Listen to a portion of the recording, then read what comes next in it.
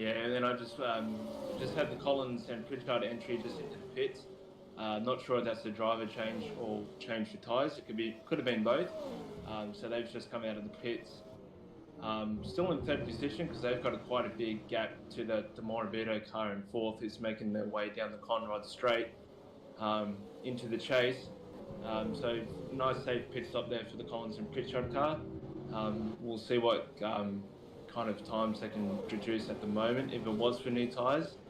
So we'll see what happens and see if they can put on some really good lap times in the next couple of laps. Yeah, very different strategy to the leading two, and now that we've seen a few pit stops for them, we're seeing the pattern emerge. And I'm just struggling to see that 16, 17 lap number just doesn't seem like it's going to be long enough on tyres and fuel to challenge it at the front of the race at the end. Obviously, there's a long way to go and things can still happen, but they're going to have to stop at least one more time because we're expecting another 10 laps at least before we see the two front runners come in. Yeah, Mark Young. So Mark Young in the McLaren car, Baker and Rawle, and Harding and Roma seem to be the only ones on the soft tyres at the moment. Everyone else is on the hards, going for that long stint in this middle part of the race.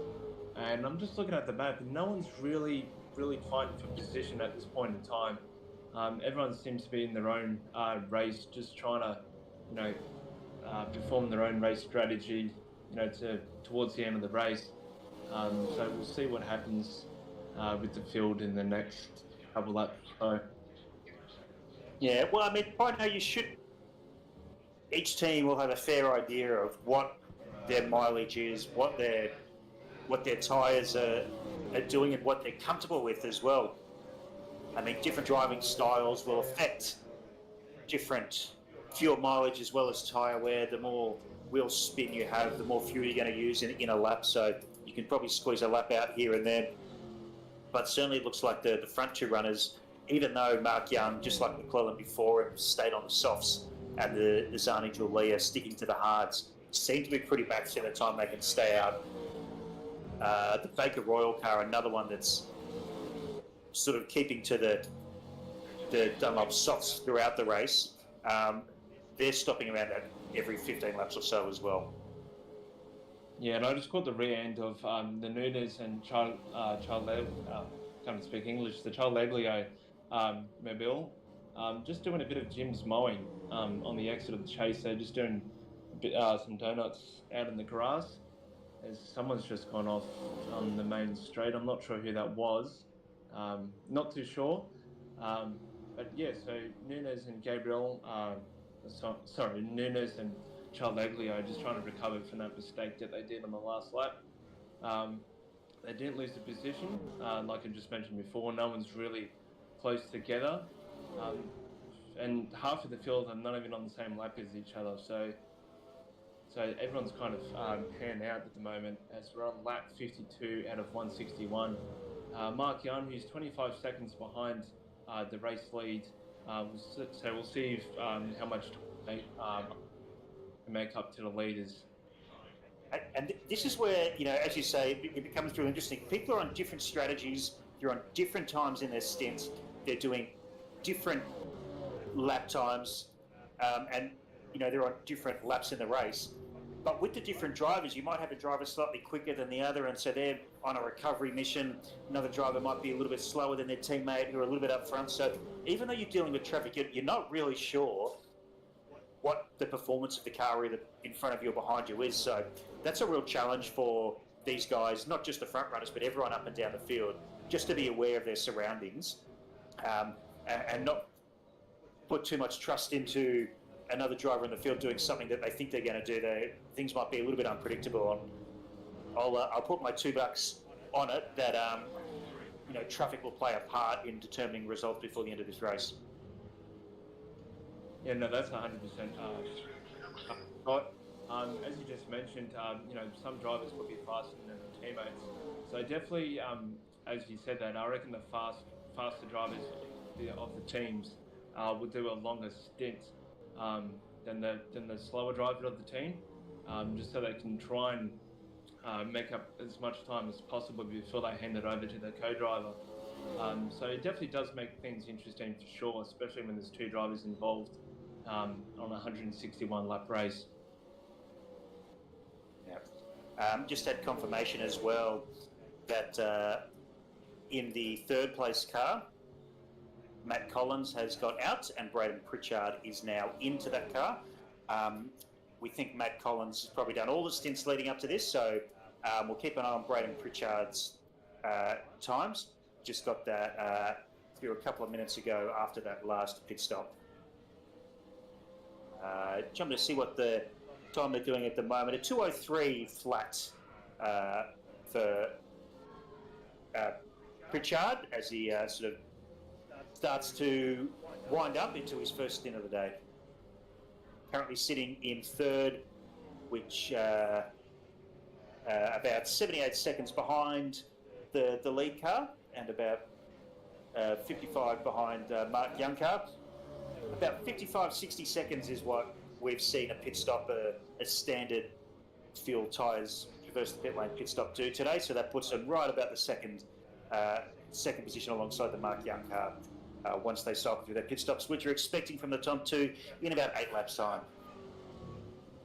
Yeah, I was just managed to cross over to a nice little battle that has formed between the Mauro Vito and Stephen O'Brien, who's at the wheel for 6th and 7th. Stephen O'Brien just managed to pass the Mauro Vito car as they were going up the hill down the first long straight after the first corner. So he looks like he's actually starting to pull away now. So this battle might end pretty quickly, and it was for position because they're on the same lap at the moment.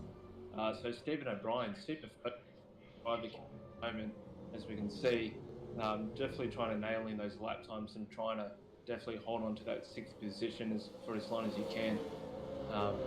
But no, Stephen O'Brien did an absolutely fantastic job since he stepped behind the wheel for his team, as 6th and 7th now make their way down Conrod Straight. Stephen O'Brien got a beautiful exit coming onto that, so he's made up a little bit more time to try and hold on to his 6th position, which he has. So great driving by Steve O'Brien. Yeah, this battle for the top 5, particularly 4th and 5th, is going to be quite fascinating as the race plays out. Currently in 4th is the Elder and Ted car, Harrison Ted behind the wheel at the moment. But their strategy is... Oh, sorry, Scott. The Mark Yarn and Grant have just come together at the top of the hill. I just saw the rear end of that, and they both turned around together. So say there was a little bit of contact. We'll try and get a replay of that to see what actually happened. But Mark Yarn, who's just gone off in a big way, trying to get past the back markers, and he's now 38 seconds behind the race lead. So that's not what Chris McClellan and Mark Yarn definitely not want, especially in the top 2 positions. And Mark Yarn was actually catching the leaders before that happened. So that is a real shame for Mark Yarn, and he'll be really disappointed with that. Yeah, that's a 15-second incident for him, which really puts him back, as you mentioned, and we just said before that back markers and traffic is going to play a role, because Askif Grant car has been involved in a few incidents. So front runners just need to be aware. Don't assume. Try and pick your spots, find safe space. Losing a second or two across the top of the mountain or through a twisty part of the track is better than losing 15 seconds as we saw there. So we'll try and get onto our replay team for that to see what happened there. But that's quite damaging in the current race situation.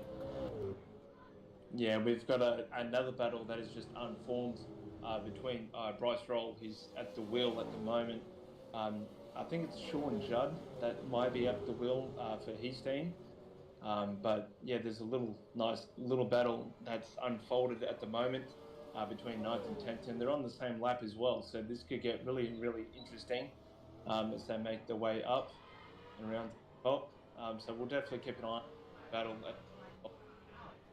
Yeah, we're just looking at the back of the Judd car at the moment as we go across the top. Royals behind the wheel of the chasing Racecentre car, bouncing over the curves as we get through Reed Park and McPhillamy into Skyline. Across the top of the mountain, diving on the brakes, shuffling through the gears. Into the zip. It's so easy to tap the inside of the wall there. Looks like he's got a couple of seconds, tenths of seconds, has the most tentative of looks down the inside line. Getting a good exit, and we'll try and get into the wheelhouse, down Codrod into the chase.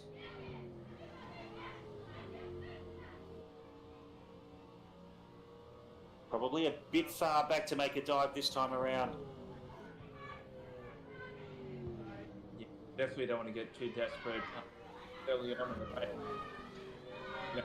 Need a patience and wait for the right move, the right times to make these overtakes. But you don't want to get too desperate because it could cost your team big time, especially in the middle part of this race when there's still a lot of laps to go. So just got to try and force the other driver into a mistake, and hopefully they go off, and you can take that position without making any damage to your team. Trying to make a move on the inside. As Bryce rolled, fantastic run, got the hill. He's going to pull out side by side. Going to be last of the late breakers here, heading into Griffiths Bend. Yeah, I think he's through. Yeah, Bryce rolled over that 90th position. Great move on the inside there. He definitely braked a lot later than Sean Judd did at the moment. That was a fantastic move for position. So David Bacon, I'm sure, would be happy with that in the background somewhere. Is there cheering on? Round of applause as Bryce made that move into Griffins up Mountain Straight, and as you say, into position 9, consolidating a top 10 position for that Racecentre team.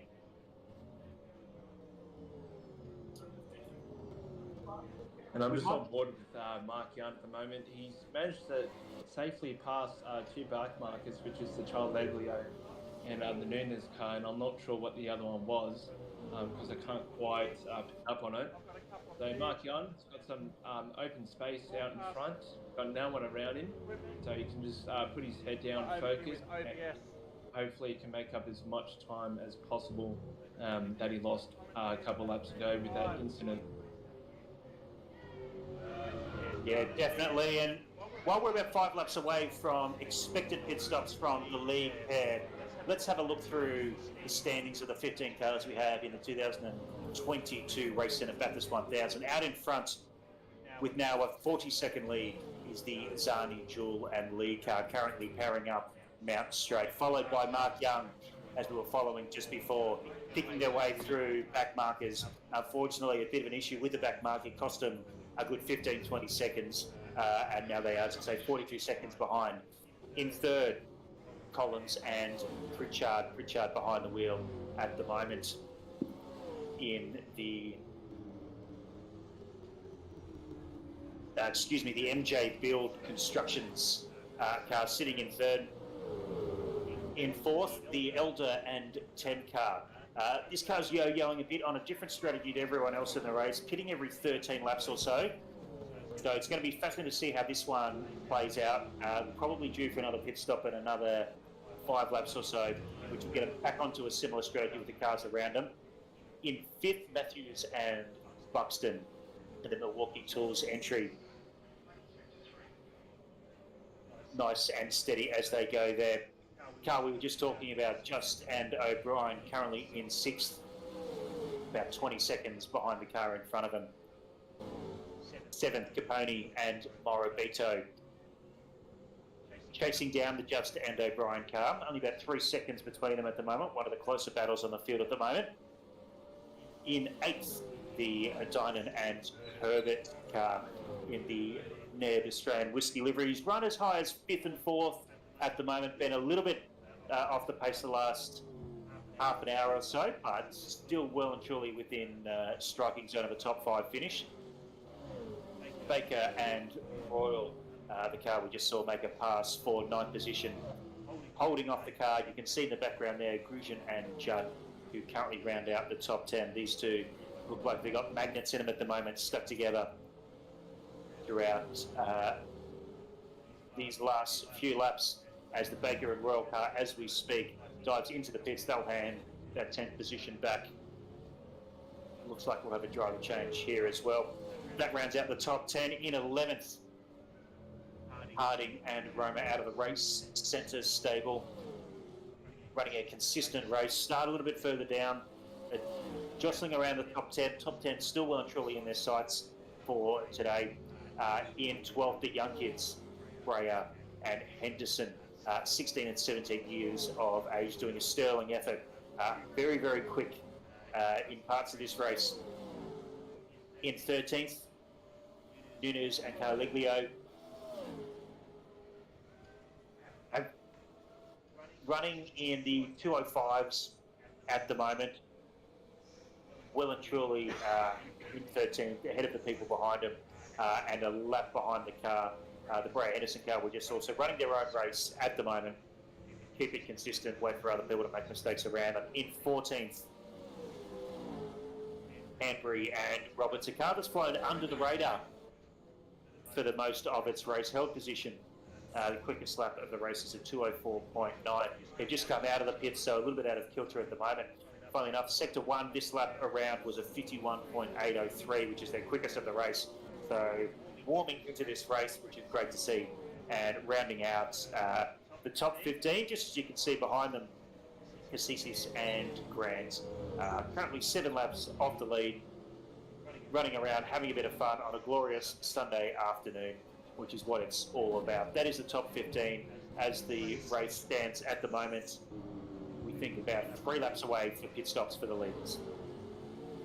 Yeah, the David Baker and Bryce Roll entries came into the pits on the last lap, so they've lost 2 positions as a result. And Bryce Roll just trying to get past Gabriel Nunes and Charles Leglio entry without any problems whatsoever.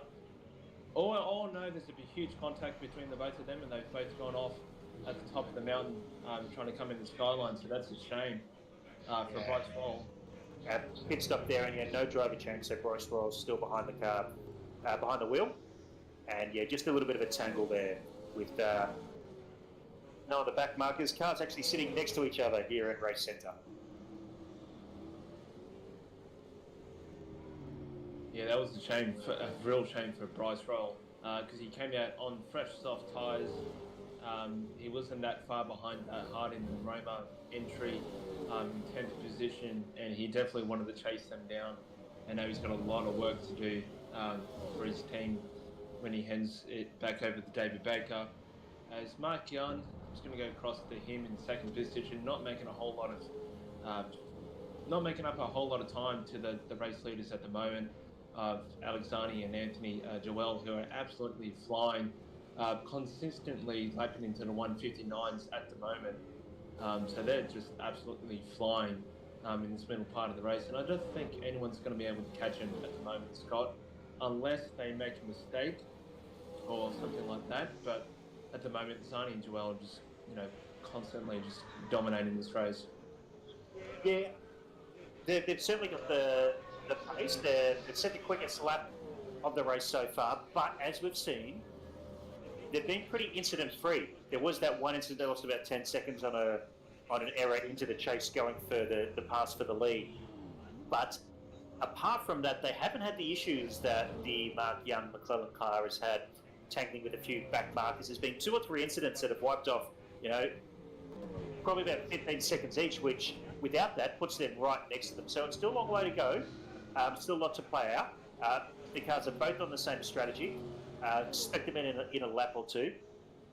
And then certainly, obviously, the Collins and Pritchard cars you can't discount. I just worry, I think they're going to have to make another pit stop or 2 compared to the lead runners based on their current strategy.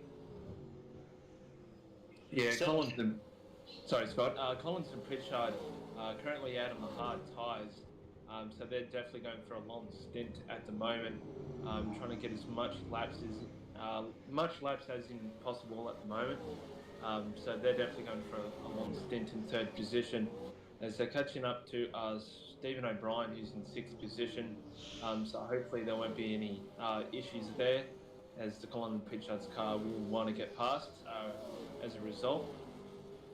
Yeah, Dave, I think this is going to be quite a fascinating little stint. So, based on my calculations, the Zani Jewel and Mark Young McClellan cars have been doing stints of about 20 laps. So they're due in around lap 60, around lap 59 at the moment. Alternatively, the Collins and Pritchard car has been doing stints of 15 laps. So they're, having taken another stop, they're sort of waiting for the Young and Zani car to come in. But if they stick to that 15s, they'll also pit around the 60th lap for their fourth stop. So essentially, they'll all be in the pits in a similar time. The strategies, more or less, will be aligned, but they will have taken one more stop, and that gap of 86 seconds, 90 seconds, that sort of extra travailing of the pit lane, they'll have made a stop. So if that plays out, that will almost reset any advantage that they've had. So it's going to be a fascinating, 2 or 3 laps here, just to see if the calculations are right, if my scribbling here is going to play out. No, yeah, that is an interesting strategy. It sounds like the Collins and Pritchard team trying to keep themselves fresh by not doing too long of stints between each other. Just trying to, keep themselves fresh, not trying to, wear each other out at the moment behind the wheel. So I do agree with what you're saying, Scott. So definitely don't count them out just yet. Especially we've got 100 laps to go. Seems like a long way away, but I'm sure it will come pretty quickly. Collins and Pritchard at the moment setting, I think, was a new personal best at the end of the last lap. So they've definitely got some pace at the moment as they're coming up to one of the back markers, and like I mentioned before, Stephen O'Brien. He hasn't moved out of the way yet, but he will definitely have to do that soon.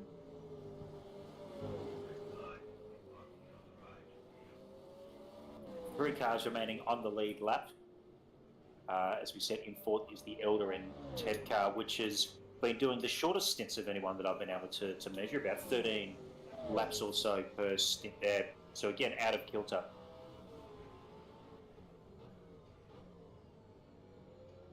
The Zani Jewel lead car is just exiting Forest Elbow at the moment, so we'll see if they dive in this lap. If it's not this lap, it'll probably be the next lap they come in for what will be their third stop of the afternoon.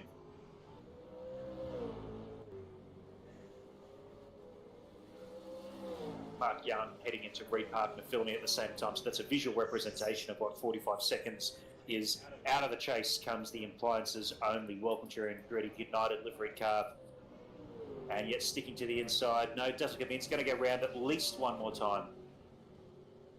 Yeah, so it's good fuel economy from them. Looks like Capone Marabito has just come out of pit lane at the moment. We've just got the 100 laps to go sign. God, I mean, it's a long race if this is only 60 laps so far. But Morabito just getting a fresh set of boots on. Watch their split times on the live timing. If you're watching us from home, you've got opportunity to watch all the times through our live timing app.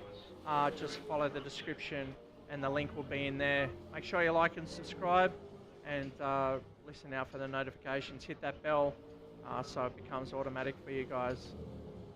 Grosjean Judd, they were at the back, but yeah, they're climbing them way up, and they've just taken P8 as looks like Dinah and Herbert's rolling out of pit lane at the moment, and we can see another couple of cars. That's the leader. No, that's Mark Young coming up Mountain Straight, so he'll get the job done pretty soon. That's Dinah and Herbert in the Ned Whiskey car, just coming out of their fresh set. Harding and Roma are pretty consistent doing their strategy, which they're quite happy about. So in the monster car, doing proud. Guys getting together for this race. Doing a great job, a lot of practice, a lot of effort. We can see the track really rubbering up now, 60 laps in, and the track's definitely bedding in. So with the rubbering up, we should see lap times down, and as I say that, I'm looking at Zani Jewel Lee entry in P1, and they've the only ones that have gone into the sub 2 minutes with a 1:59.404. So they're still hot to trot, those guys. Baker Royal down in P11 at the moment. I'm sure they want to be further up the grid than that, but doing a pretty consistent job. Race leaders into the pits as well, so that is right on schedule for them. we'll probably see the Mark Young car do at least one more lap, and we'll keep an eye on the Collins Pritchard, but this could be quite a big moment for the race if they can get in and out and be in front of the Collins Pritchard car, which, based on my timings, they will be. That's for the first time a car out of the top three has been managed to get a pit stop in front of one of the others. Yeah, and on Chris McClellan's driver cam, he's now got back into the seat. So yeah, as you just mentioned, Scott, we can definitely see a driver change between the Mark Young and Chris McClellan car very, very soon. Yeah, just going past pit entry, so at least one more lap for them as expected. Yeah, Chris McClellan starting to get ready at the moment. So he's waiting for his next stint, which Mark Young's just gone into the race lead now, as Zani and Joelle just coming out of the pits now. So they've taken the race lead. So we'll see how quickly Zani and Joelle can play catch up down in second position after they made that driver swap. And they've come out onto the hard tyres. So it looks like they're going to go for a long stint at the moment. And we'll keep an eye on that driver change between Mark Young and Chris McClellan at the end of this lap. Bit of an issue for the Racecentre livery car. Bryce Royal on his side at Forest Elbow. They've lost a chunk of time, currently sitting down at 11th. Unfortunately, that's going to put them back in their bid to stay on in the top 10, but they're hoping to solidify a position there. We might see a replay of it. Looks like he's done a Chaz Mostert. He's hit that inside wall and gone straight out to the officials on the outside, put it on the side of the car, and he's been stuck there for about 20 seconds.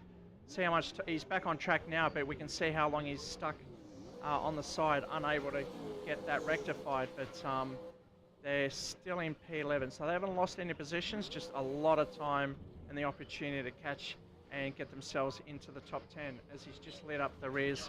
Again, we've just missed that one as well. So struggling a little bit now. The guys are getting a bit tired.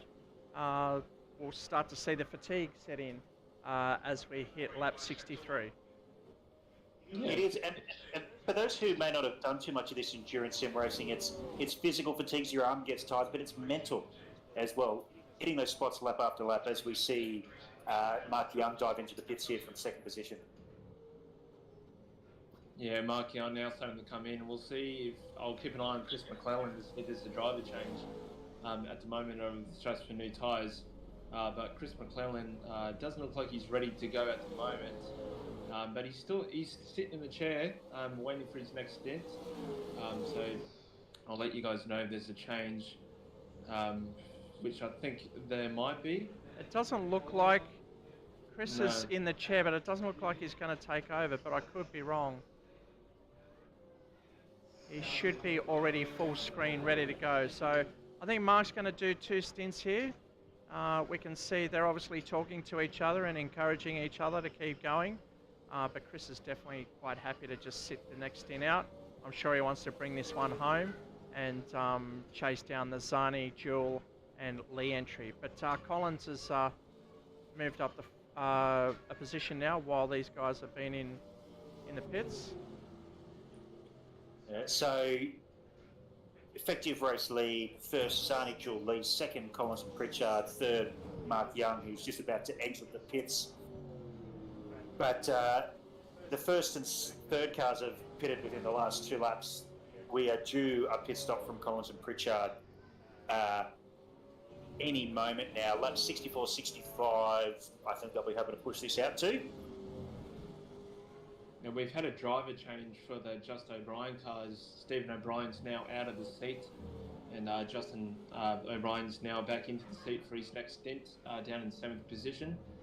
So they're still currently into the pit lane, making that swap.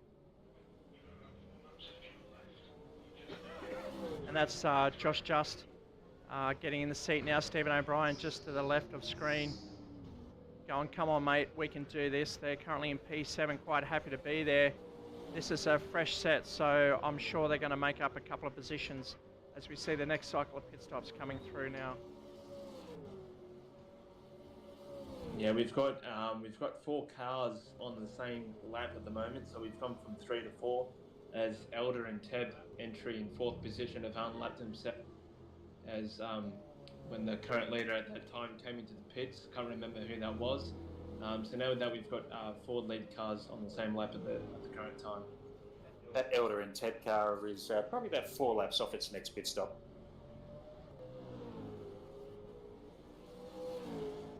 See if Teb actually takes the next stint.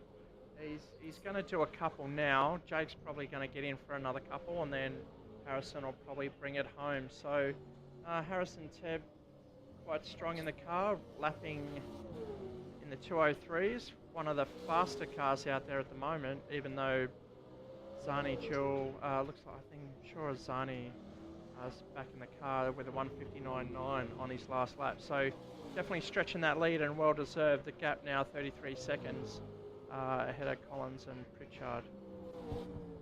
Matthews and Buxton into the pits as well. And that hands 5th place to Caponi and Morabito.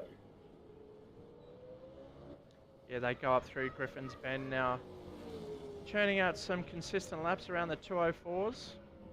So they could be looking after their tyres at the moment. As we see the leader, sorry, not the leader, Mark Young coming up behind them. So this will slow their progress down, but not too much. So Capone Morabito will be chasing Elder and Tev for P4 at the moment. That's their race for today, I think. And I think they're quite capable of doing it. Harrison Teb in behind the wheel at the moment in the Waltech entry, doing a great job just punching out the 203s, 202s. So that's going to be hard to catch at the moment. But again, it's always a long race. Race laps 65, 161. Yeah, Bryce Rolls overtook the Harding and Roma car for 10th position coming out of the first corner. It's a great little drag race between the two of them. Just caught the rear end of that. So great overtake by Bryce Roll, making up for that early mistake when he went off in the grass by taking that 10th position. So they're back into the top 10, so which is good to see. I can see in the Teb Elder entry the fuel's running quite low, so look out for these guys coming into pit lane. Yeah, I think they've got a 2.5, so they should get three laps they should get out of this. So they're hustling across the top of the mountain. This is the time of the race where it starts to get a little bit interesting in terms of countbacks. When, with 100 laps to go, when do you need to pit last to get to 161? When do you need to line up your last 3 or 4 stops to get to that moment as we see the Harding and Roma car exiting the pit lane? If it was me, I'd be continuing this strategy of filling the fuel and tyres, stretch it as far as you can, and then that last stop you've really got to calculate and ask yourself, how many laps do we need? How much fuel do we need to dump into the car? It could be a splash and dash. I know Daniel Opedasano is a very great driver to watch. When he comes in, when you think he's lost it because he's coming to the pits too late, he will charge down every car in front and he will always make his way back up to the front and for the win.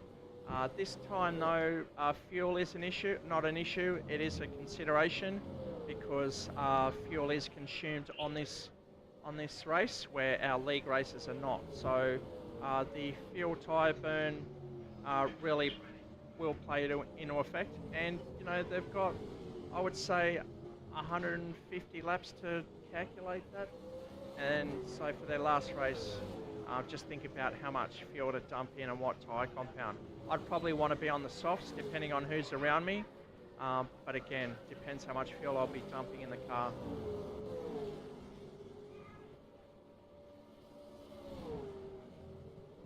And in comes the Collins Pritchard car on lap 65. So that's 2 laps after the McClellan Young car and 3 laps after the Zani Jewel lead car. So pitting within 3 laps of one another.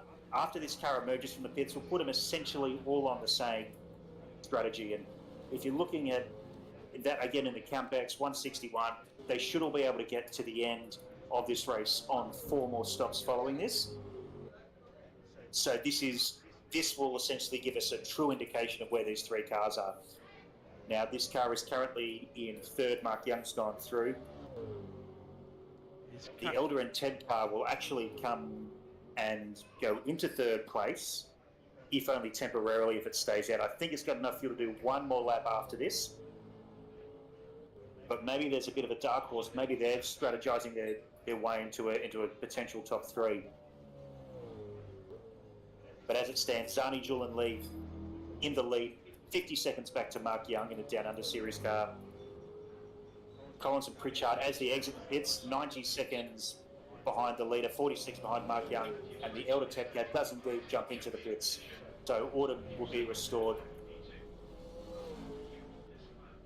And we've got the Harding and Roma car who's now caught back up to Bryce Roll, as Bryce Roll having trouble trying to get past his back markers as a result.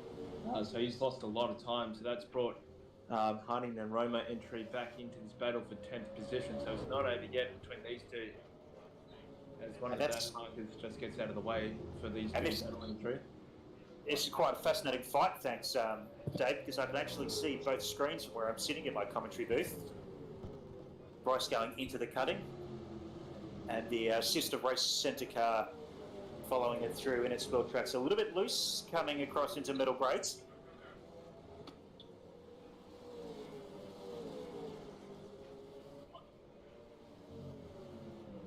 Currently watching Bryce Royal behind the wheel at the Racecentre entry, defending against, that's John Harding in the chair of the monster car behind them. So 2-way battle, and yes, as we can see from our commentary box, it's right under our nose, and we can watch it live here. You too can, as you watch the driver cam on screen. Bryce Royal in the car there.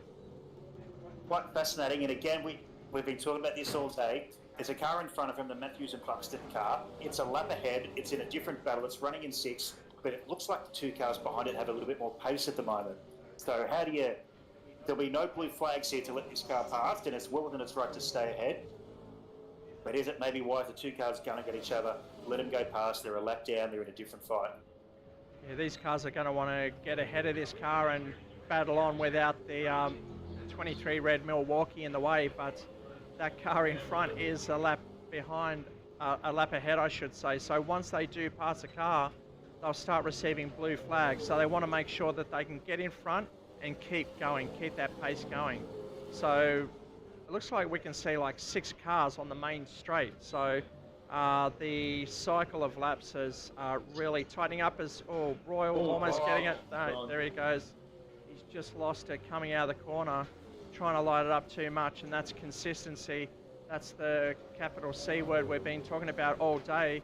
Just keep it consistent. We saw him go off there before a few laps prior, but that takes the pressure off Harding Roma entry in P10, and Royal remains in P11. It's funny, you mentioned there's 6 cars on the pit straight. There's over 6 kilometres of tarmac and 15 cars still managed to find each other. And the way that the race is unfolding, there seems to be a race in the top 3, a race for, the top, the 4 and 5th, those final 2 top 5s. Then there's another race for those final top 10 positions as well. I think this is going to ebb and flow throughout the rest of the day.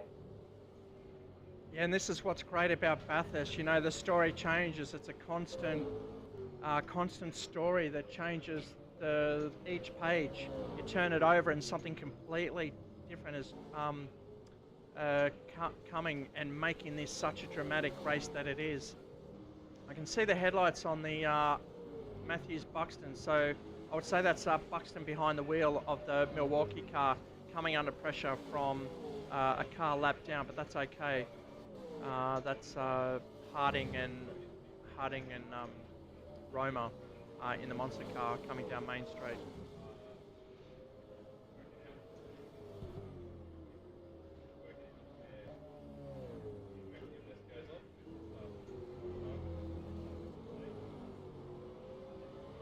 Yeah, just keeping an eye on Chris McClellan on his driver cam at the moment. Still no driver change between the both of them.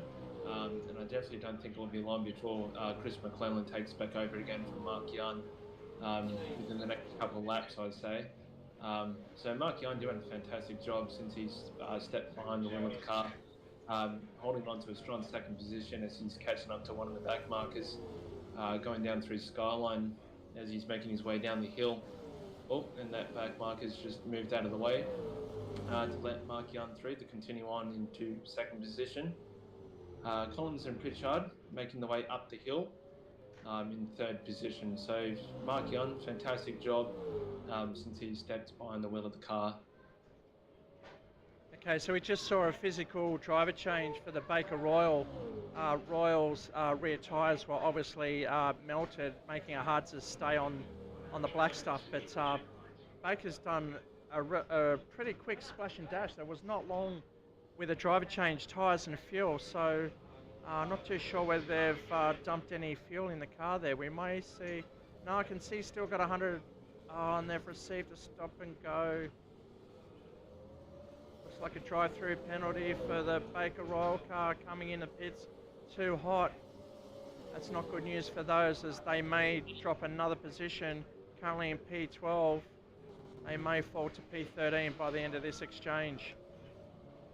Well, lucky for David Baker and Bryce Royal entry that Nunes and Charles Aglio is in 13th position, but they're 2 laps down compared to David Baker and Bryce Royal. So David Baker will still hold on to that 12th position when he serves this penalty, which he'll have to do very soon.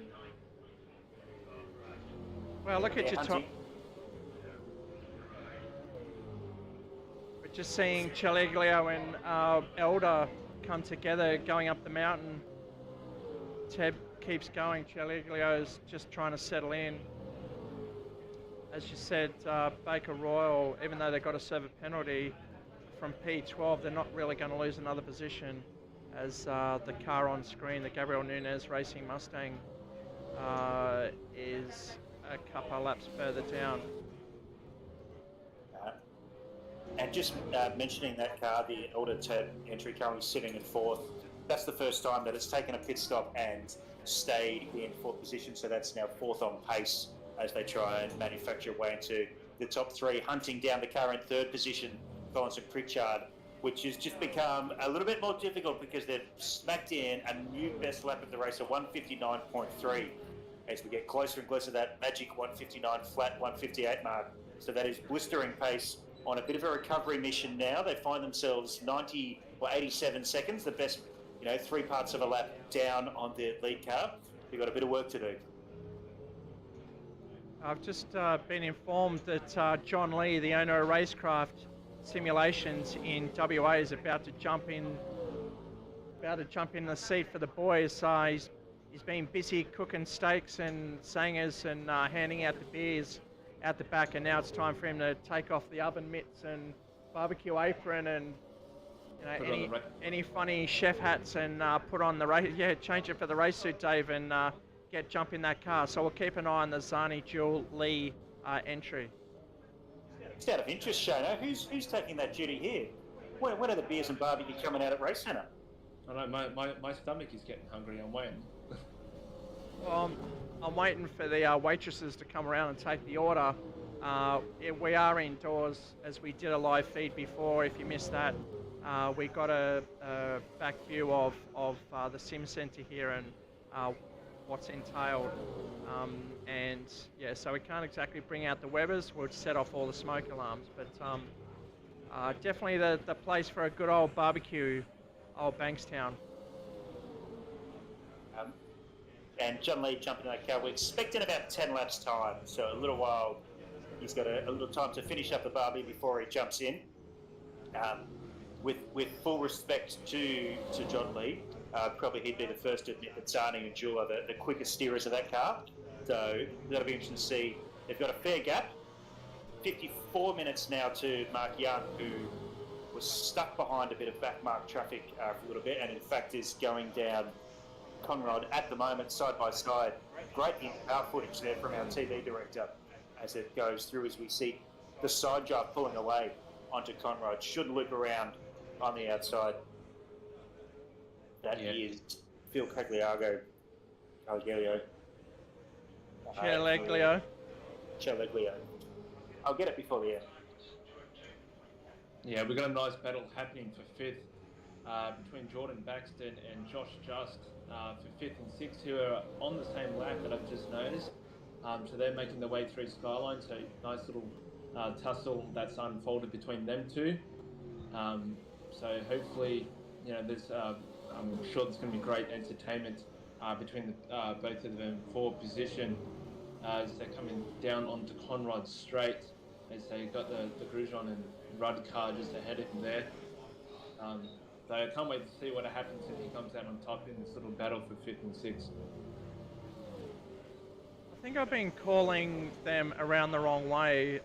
If I'm to match the photos, then this is Stephen O'Brien on screen at the moment in the driver's seat, the hot seat, charging down the Buxton Matthews entry, just clipping the grass there. There's a Jim's mowing. Oh no, I don't have it active.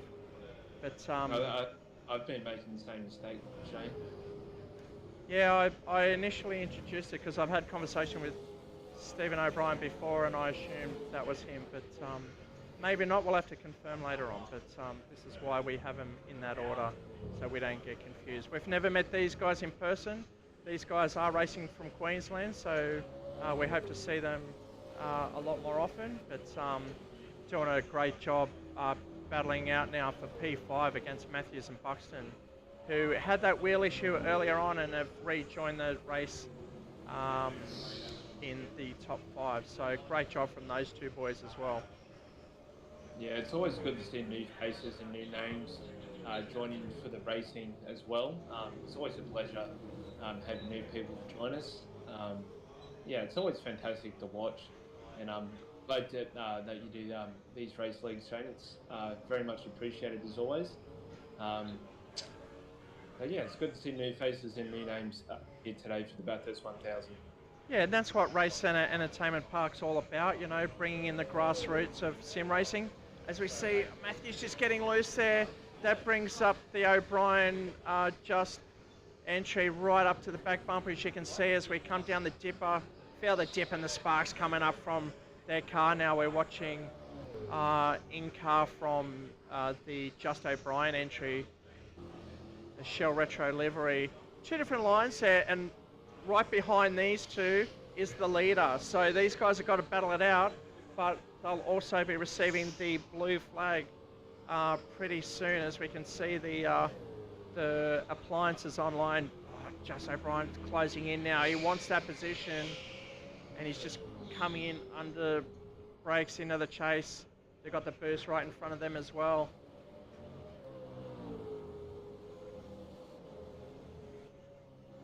Just currently the battle for 5th overall. Yeah, Alexani and Anthony Joel car made a mistake coming into that last corner, just going a little bit wide and just clipping the dirt, but not losing too much time as a result. And then Matthews and Buxton have gone off at the exit of the first corner, taken out one of the Repco signs on the grass, and they've lost that on that battle, which is very unfortunate for them. And that is a real shame. That was getting interesting, that little battle. Yeah, just taking a little bit of while to get out of the grass there. Back on the black stuff and away going again, but that's probably a 10-second difference there that they've created. Living to fight another day, I'm sure, but that sort of solidifies the top 5 for the time being. Dunny Jewel Lee in first, Mark Young and McClellan in second, Collins Pritchard in third, Elder Ted in fourth, and Just O'Brien in fifth. Ooh, Matt Collins and Pritchard getting a little bit sideways coming down the skyline as Nipes and Charleglio have collided with them on the way down the hill as they not straight. Not for position, as Nunes and Charleglio seem to just lost the control of the car just a little bit there, down in the 13th position. And then now they've got to wait for the leaders to come through, so this could get really interesting. Yeah, we just saw that live on the feed, and a little bit of indecision. It just goes to show how quickly this race could change.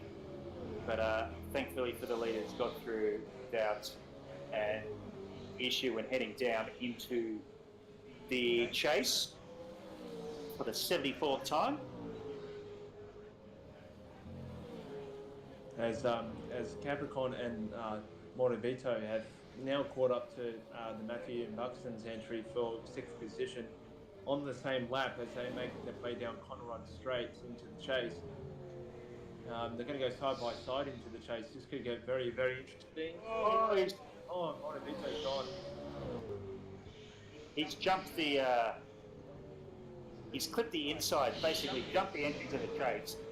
Largely a passenger from there, really trying to hold on to things, and that's the first big moment we've seen from that car today so far. And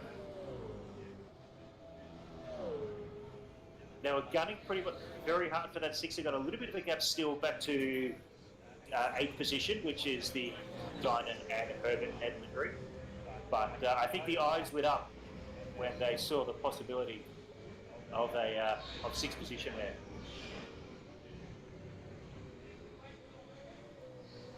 And Mark Young in a little bit of a battle between Leon and the Herbert car. They're coming down to the main straight, but Mark Young safely through.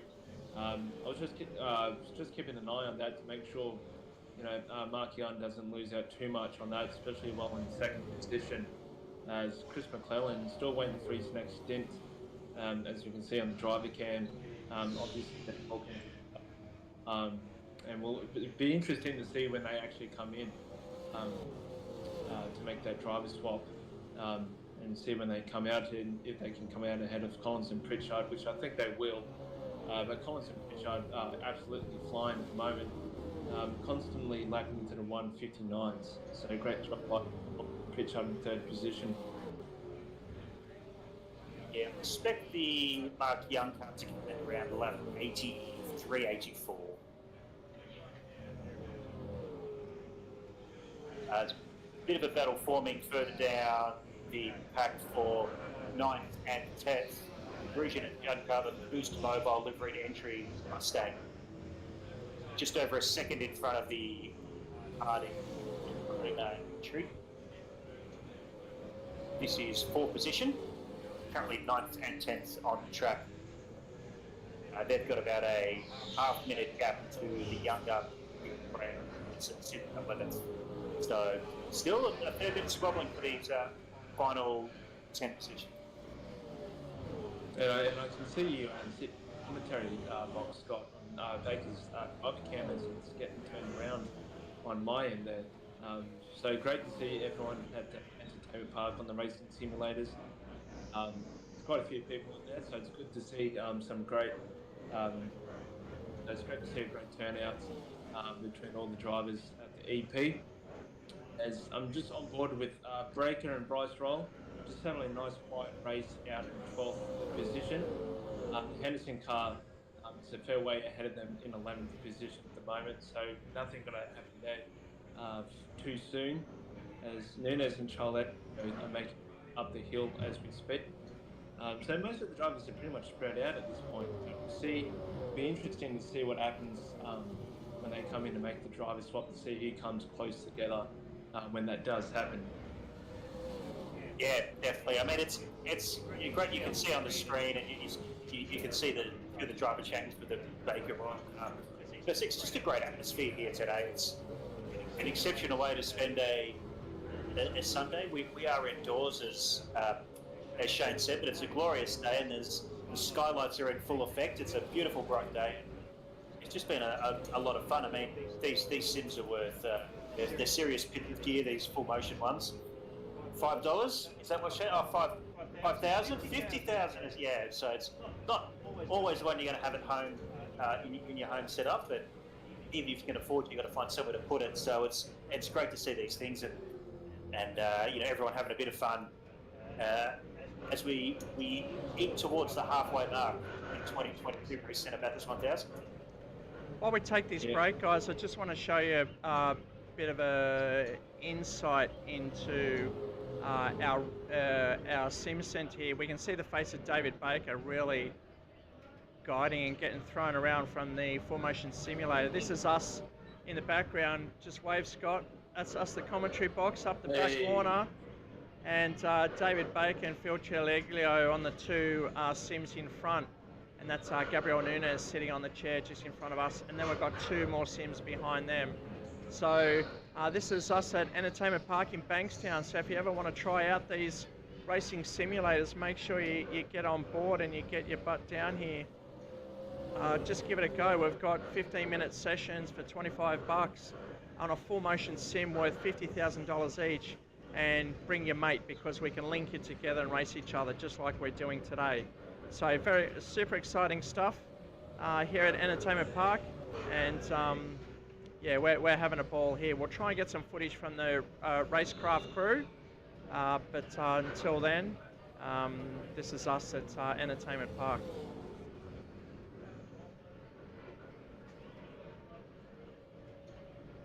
As we go back to P2, Mark Young posting 202s, trying to chase down the Zani Jewel Lee entry, who's posting 201s as well. So Pritchard also in the 202s. So I mean, there's not much between them, boys, is there? Like the top three, they're really posting. Even if we include Elder Teb now, Elder back in the chair of the 944 Waltech Motorsport entry. It looks like he's got his head down chasing. You can see Mark Young ahead of him, so he knows that that's the fast time to chase down, and he's doing a great job staying with Young, currently in P4, going through Forest Elbow at the moment. 100% Shane, and this is the part of the race where speed and consistency needs to be paired with strategy. Everyone's looking, towards those top three. The Elder and Teb car is doing its best to make the top three and top four. Now, they've taken more pit stops than the cars in front of them, and I've been chatting to them before, and they've taken quite an interesting approach to this. They've been doing 13, 14 lap stints, not because of the tyre wear, not because of fuel, but blasting the tyres when the performance drop-off starts to kick in, come into the pit, so it's not a set strategy. And they're trying to game their way back into the top three. And looking at the times, there's 60 seconds, about a minute between first and second. Another 40 seconds or so back to there. So they're actually closing up and being, within striking distance of the Collins and Pritchard car, which may be on a similar strategy, pulling in between 15 and 16 laps per stint. Yeah, it's the Collins and Pritchard car at the moment is making the way down Conrad Straight, and I've just noticed that Alex Zani and Anthony Joel is also on the Conrad Straight, so if Collins and Pritchard are not careful, they're going to get overlapped, and then we'll only have two cars on the leading lap, which will be the race leader and Mark Young. So Collins and Pritchard better start posting some rapid pace to try and hold onto the same lap as the leading driver at the moment. 100%. Their race pace has actually been very, very similar to the Zani Julie and Young McCullough car. The difference is their strategy has forced them into one more pit stop than the two cars in front of them. Now, if that strategy continues, they'll actually be the first ones to stop again. So, based on what I'm scribbling down here, out of the top three, they're due in before the Zani Julie car and the McCullough Young car, which means that they'll definitely go down that lap and will need to do some undercut work and some strategizing to pull it through. As that's going on, a bit of gymnastics from one of the back markers. This is the Hanbury Roberts car, I believe, doing, I think we're about to see a 360 potentially over Skyline. Oh, just getting loose there across the top there. And they're actually got on their side, almost on the roof, which would have been impossible to bring over. And they're sliding down the worst position just ahead of Skyline. You can see the flag marshals waving the guys down. And here comes three guys speeding through on that replay. So the boys now back on their side, ready to go. So not the best place to turn around or straighten up, but they're back on the straight and narrow now. So thankfully to them, all drivers are good and back on track. Yeah, we've got the Harding and Roma car in 10th positions, now catching up to Grosjean and Judd into 9th position on the same lap. as we speak. So great little battle about to unfold between those two as they come over the skyline back down the hill again. So we'll definitely keep an eye on that one as Mark Young, who's just having a nice quiet race out in second. The leading car is still catching Matt Collins and Pritchard, so Collins and Pritchard definitely got to up the pace a little bit because Alexander and Anthony Joelli definitely catching them as each passing lap goes by. Yeah, it's Anthony Jewell, Dave. So that's Azani Jewell and Lee Entry. Lee, the owner of Racecraft, about to jump in very soon. Yeah, from my calculations, they're about 1 or 2 laps away from a pit stop. They've been on this stint for 19 laps. Clement Young for 18 laps. And the Collins Pritchard car being on this stint for the 14 laps. So, due in the next round of pit stops, due in the next couple of laps, the next sort of 5 minutes or so, and we may see a flurry of them coming in together. Now, interesting as well to look at the Elder Ted car. They've definitely in fourth, solidified that fourth position. They are 51 seconds behind the Colin Pritchard car, and they've got just over a minute ahead of the Just and O'Brien entry that's got fifth pretty much locked in at the moment. So they can take a pit stop when they need to. Just took a look over my shoulder. They're probably about 8 or 9 laps away from their next stop. And they've got a bit of breathing space. They can do that stop without losing fourth position now. Yeah, Grosjean and Judd did lose out on that 9th position. I believe they lost the rear of the car coming into the chase, so that's promoted John Harding and Roma entry up to 9th position, and a clear 9th position as we speak. So big mistake there by Grosjean and Judd entry, losing out. Just everything's happening at the top of the hill at the moment. Also a change in position. The Matthews and Buxton car going around at Murray's Corner, letting the Capone and Montevito car through into 6th. As Collins and Pritchard have come into the pits, and they now have been lapped by Anthony Duell at the wheel of the car. So there's only 2 cars on the same lap, which is Mark Young and Anthony Duell at the moment, as Collins and Pritchard come in for new tyres. I'm not sure about the driver change, but you could probably fill us in for that, Scott.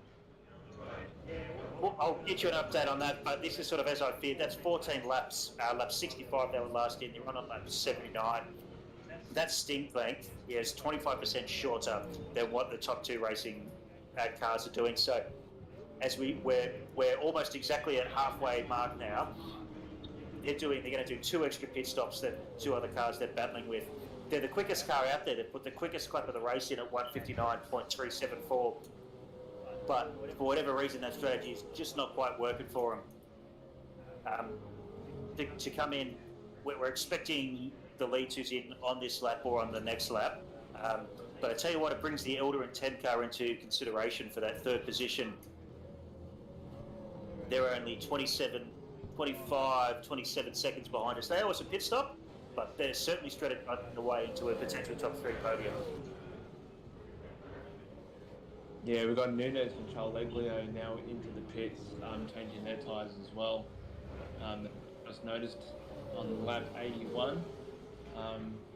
It's going to go through the field just to see what's happening. Elder and Ted doing a nice job out in 4th. They're only 1 lap down, so not well out of contention yet for that podium position, as them and Matt Collins and Matthew Pritchard are on the same lap. So there's still a podium grab up for grabs for Elder and Tab at the moment. So we'll definitely see what happens between those 2. As Mark Young's still behind the wheel of the car, doing an excellent job for his stint, as Chris McClellan is waiting patiently for his next one. So it is the halfway mark of this race, of the 2022 race set up after this 1000. We've seen a lot of storylines, but here's the race as I see it. Shane and Dave, you can tell me I'm an idiot and I'm wrong if you want, but this is quickly becoming a 2-horse race. The strategies of the Zani Jewel and Lee car and the young McClellan, they're getting longer life and greater performance out of their tyres, and running it closer to a full fuel run, I should say. So there's a minute between them. I would hazard a guess that while the Zani Jewel Lee car does have that minute up its sleeve, the young McClellan car has shown us to be the quickest throughout the sessions earlier this morning. Probably the most balanced of the lineup as well. So certainly there's opportunities to claw that time back, and that time has only been lost through issues with back markers, some silly incidents that probably lost about 40 minutes there. So those two are in the box seat. We've got the Collins Pritchard car. Their strategy of jumping in every 14, 15 laps has sort of cost them an extra pit stop. They've gone a lap down. They'll probably get that back, but they'll be right on the cusp of that lap when the lead two pit. In fourth, they've got the Elder and Ted car, which at this stage have fourth in their grasp. They can take their next pit stop without danger of going behind to the Just and O'Brien entry that's sitting in fifth. They're trying to strategise themselves just on pure pace, not worrying too much about length of stint, but about degradation of times and loss of performance to try and get themselves up into contention for that third pit stop. Probably about a minute and a half on true pace once they take the next stop behind them. From there, we've got a barnstorming battle for fifth, with just the O'Brien car, as I mentioned, Capone Morabito and the Matthews Buxton car. And don't forget the Dynant Herbert car in eighth, which has sort of been running its own race. Matthew Buxton has just rolled it about 5 times at the top of the hill. I just caught the rear end of that. It'd be good to see a replay for the guys watching at home, but that was a monumental crash at the top of the hill. That was completely insane. I don't think it lost too much. It's brought 8th position back in. But just as we were talking about, I was mentioning that the 8th position car, the Dynant and Herbert, had sort of been catching those leading 3 in that battle for 5th, and there's a visual representation as they go through the dipper down towards Forest Elbow there, right on the bumper bars there. But that's how I sort of see the top 5 positions and the contenders for those halfway through the race. No, yeah, like you mentioned before, Scott, it's definitely come down to a race between McClellan and Young, and then Zani and Drew in first and second, as Mark Young, even though he's a lap ahead of Collins and Pritchard, but they're still pulling away from the Pritchard and Collins in third position. So it's definitely a two-horse race at the moment. Try to jump in there, just Dynant and Herbert getting on the brakes, diving deep into the chase, looking for that 8th position. So that's 7th position, just outbraked themselves, and they've lost a few seconds there. And Matthews and Bergston have come into the pits, so they could instead of Dynant and Herbert. So this could be really interesting, as Dynant and Herbert have lost it coming into the pits, which was very unexpected. So unfortunately, a messy couple of corners for them. But they're still in with a shout. They're still on the same lap as that group of 4 cars: Just O'Brien, Capone Morabito, Matthews Buxton, and Dynant Herbert, which are on the same lap, battling out for that 5th position at the moment.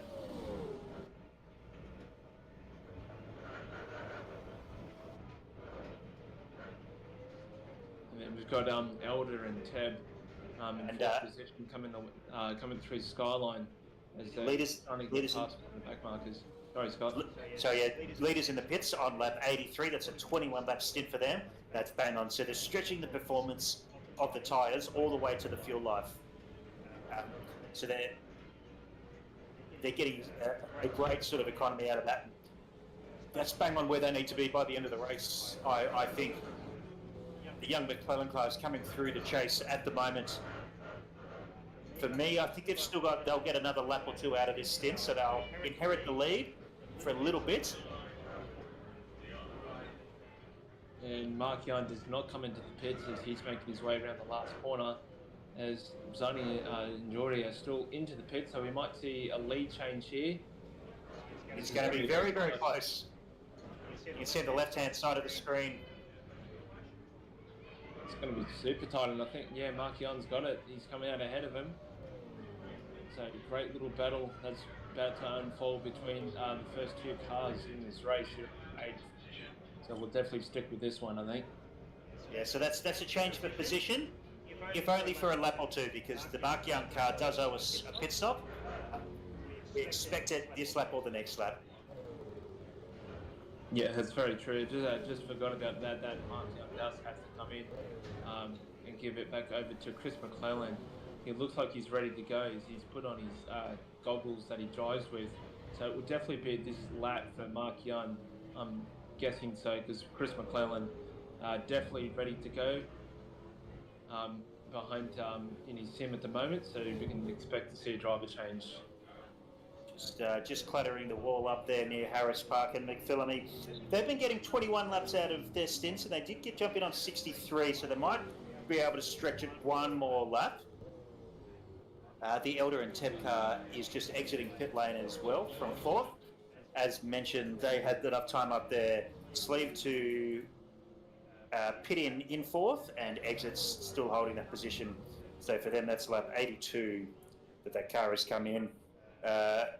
That's a 16-lap stint for them, so they've pushed that out a little bit. We'll see Mark Young coming down Conroe. 2.8 second gap over the car. You can see just emerging over the hump in 2nd position, but we are expecting Mark Young to come in either this lap or next. Owes us a pit stop as this race shakes out. One thing that has happened in that, and as Mark Young dives into the pit, one thing that has happened is that officially the Collins and Pritchard car is a lap down now, with the Zani, Jewel and Lee car exiting the pit lane in front of them. And I've just picked up on that 8th. No, sorry, I can't remember where it was now. But I think there was like 8th and 9th that came into the pits together at one stage, as Grosjean and Rudder already out of the pits, making the way up the hill, and Diamond and Herbert went that far behind, coming into the pits as well. So thought I might see a great little battle unfold between them two, but at the moment there's not. So Mark Young about to get out of the car as Chris McClellan making that swap as Harding and Roma also in the pits down into 11th position. So we'll see what Chris McClellan can do for his next stint as they're about to leave the pits very soon. To see a visual representation of the gap between the top two cars, as we believe John Lee behind the wheel now of the leading car going across Skyline, as Chris McClellan confirmed on our screens exits. So there is we'll just wait for him to go through the timing so we can actually get a realistic time split, but I'm expecting it to be about a minute in difference. We've just had a bit of an issue there with the Chris McClellan car has come out of the pits and dived straight back into the pits. Maybe, and I'd hate to say it, but a recurrence of the technical gremlin that hindered this car earlier in the race. Dave, I don't know if you've got visuals on the driver cam there from McClellan. He was still racing at the moment, but now he stops, and I think he's just realised of what's happened. So it looks like they've dropped out again, which is very unfortunate for Chris McClellan. And he's stopped the whole thing, and he's getting back into the servo as we speak on his driver cam. So just losing connection once again. So that is a real shame for them. Gotta love technology in the connection sometimes. It can be a real pain in the ass, but unfortunately that's what happens when you drop out. Yeah, I'll just wait for the TV director to come back and have a look at this, but probably a good time while we sort that problem we're past halfway now. The race, everyone's had their pit stops. You know, it's sort of got into a bit of a rhythm. Let's take a look at the running order. In front of the car on street, John Lee behind the wheel, we believe, with what is now a minute and a half lead over second place, because the Chris McClellan car, we are just waiting for it to come back and rejoin the race from a bit of a technical gremlin. In second, therefore, that promotes Collins and Pritchard, as I say, about a minute and a half behind. We do have the Chris McClellan car back on track. It's now a lap down, however, and we Just need to talk to the race director to see what that means. But currently in third, may be amended. In fourth, we've got Elder and Ted, now fourth outright on pace, and as the pit stops have poured through. A fantastic race from them so far, starting deep down in the grid, and they've strategised their way into the top four. Yeah, sorry, Scott. Just really quickly, and then we'll get back to you. I just noticed that the Justin O'Brien team has made a driver swap, so they've come in to change drivers on that last lap. I'm not sure who's behind the wheel because I don't know who's who, but just a quick little driver change for the Justin O'Brien team. That is Justin O'Brien back behind the wheel, I'm pretty sure. So Stephen O'Brien and Josh Just has stepped out, says Stephen O'Brien back behind the wheel, but that has promoted the car you see on screen, Piconi and Morabito, to fifth. The car we were just talking about, Just and O'Brien slotting in sixth. Again, these cars all battling out, all about half a minute apart from each other at the moment. Matthews and Buxton in seventh on the same lap, and that battle we were watching not that long ago, Dynan and Herbert sitting in eighth position. Just behind them, as we can see, just in the pits, but they were only a matter of seconds behind the Grunion and Judd car. That's the pit stop they owed us. They will stay in ninth, I think, because just following them into the pits is the Baker and Royal car. It looks like David Baker is going to stay in that car. They've worked their way back into the top 10 ahead of this car, which is going to take that position back. Both those cars probably owe us a stop very soon. John Harding and Lachlan Romo jumped up to ninth position. Back in, that puts the Grunge Jar back to 10th and Baker Royal back to 11th. The Young Guns, Breyer and Henderson, racing in 12th at the moment, sort of running their own race at the moment in their own wheel, just putting in consistent lap times. The 201.6 is their quickest of the day, so very, very quick when they pull a lap together. In 13th, Charliglio still behind the wheel there, Phil, and Gabriel Nunez sitting in 13th, similarly running their own race, putting consistent laps together. In 14th, Hanbury and Roberts in the DJR livery car. And rounding out at 15 this year, Kazazis and Grant. Our race director is just about to return to us, and we'll get some update on the McClellan piece, but at this stage it's Sarnie Jewel Lee in the lead, followed by Collins Pritchard and Chris McClelland, Mark Young.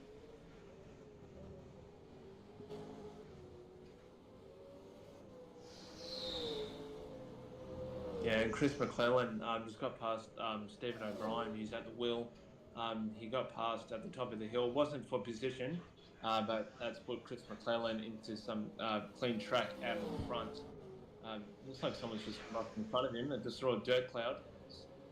And it's the Brazier and Henderson car has just gone off in 12th position. So Chris McClellan now has clear track in front of him. And we'll see what kind of pace he's got now that he's back behind the wheel in third position.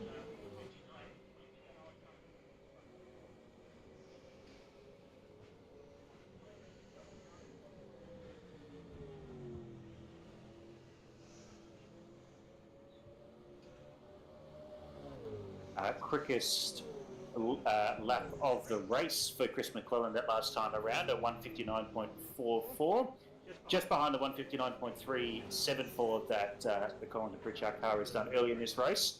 But I think it's probably fair to say there's a little bit of frustration behind the wheel between McClellan and Young. They've been stifled by some technical issues which took them out of the lead of the race. They had some tangles with back markers. Probably the quickest car, the most consistent car of the race outside of those issues. Certainly the quickest car in practice and qualifying, a 158 flat was the target market that they set down that no one else could touch.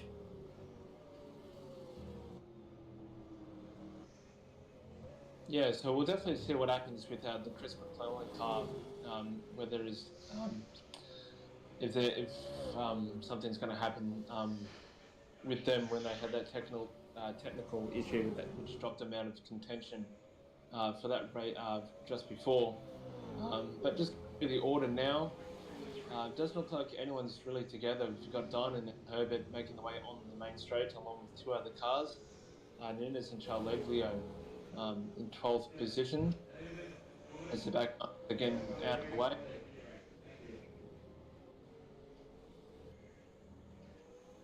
Yeah, I know that the race director is looking at the Chris McClellan issue there, and I'll give you an update on that as soon as we get more. Yeah, Baker's caught the back of the Collins and Pritchard car, not for position, but there's a great little scrap happening between those two as they come across Skyline. There's Baker just getting a little bit out of shape, losing a little bit of time to the Collins and Pritchard car in front as they come down onto Conrod Straights. Once again, not for position, but it's just a nice little battle that's happened between them both at the moment on this current lap. So we'll see what happens with those two.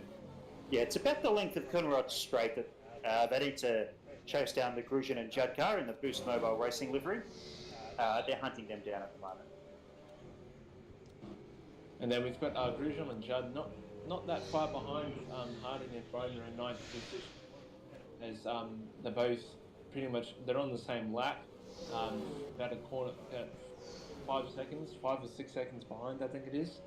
So that's another one to keep an eye on in the next couple laps to see if something happens between those two teams. As Collins and Pritchard still the quickest team out there with that 153, that 159.3, as they're holding off David Baker and Bryce Roll entry behind them. Chris McClellan has just had the one lap adjustment applied to them. So that puts him back up to second, 15 seconds behind the race lead is now the current standings. So Chris McClellan now in second position, only 14 seconds behind the current leaders. Yeah, so it's a little bit of a free kick for Chris McClellan. He was about a minute behind. It does sort of even out a little bit to the time they lost earlier in the race, but from that first dropout when they were leading and dropped out and dropped about half a minute because of that. But this is just the way that sim racing plays itself out. So we'll just keep in touch with the race director. He is lapping a lot quicker than the lead car at the moment, which is had a 2:07 last time around. Probably impeded by some back markers, but as it stands, looking at the live timing, expect Chris McClellan to be on the back of that leading car in the next lap or so.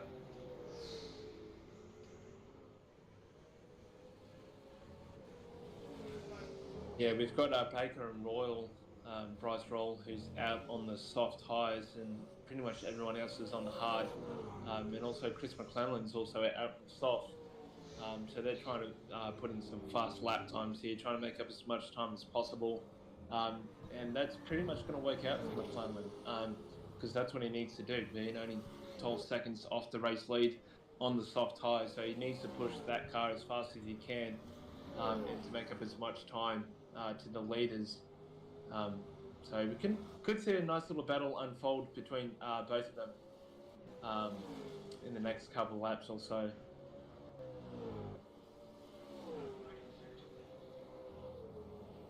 Just seeing some instructions come through from the race director. Chris McClellan's just been instructed to ease off a little bit to about 1 minute behind the leader, just to recreate that gap that did exist. That'll put him into the clutches of the Collins and Pritchard car. Yeah, he hasn't exactly done that yet because he's still closing the gap on the leaders as we speak.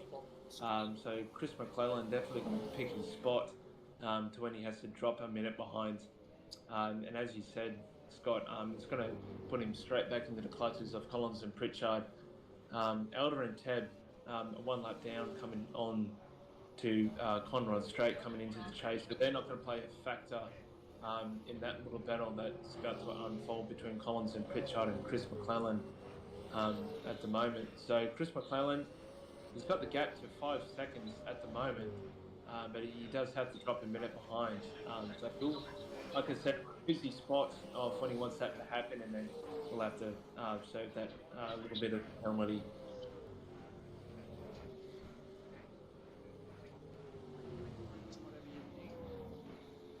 But we're on lap 91 out of 161 here at the Bathurst 1000. Hopefully you guys are enjoying it at home, wherever you are watching the live stream on YouTube. So hopefully you guys have enjoyed it as much as we have here in the commentary box between the three of us. So Chris McClellan, absolutely flying. He's only 3 seconds now, but still going to drop that minute. So he's about to lose out on that one. It's just going through the rest of the field at the moment. We've got Stephen O'Brien making his way into the skyline in 6th position, as he's just getting a little crossed up as on the entry there, but he's managed to recover the car nicely to make it through down the hill safely.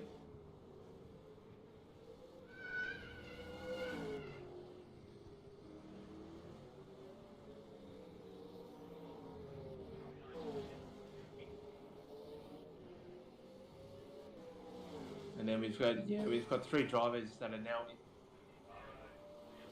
at the moment, which is the top 3 drivers as we speak, all into the 159s. Everyone else still trying to get under that, but they're all into the low 2 minutes. So we'll see who else can get into the 159s, as Elder and Ted having a nice strong 4th position.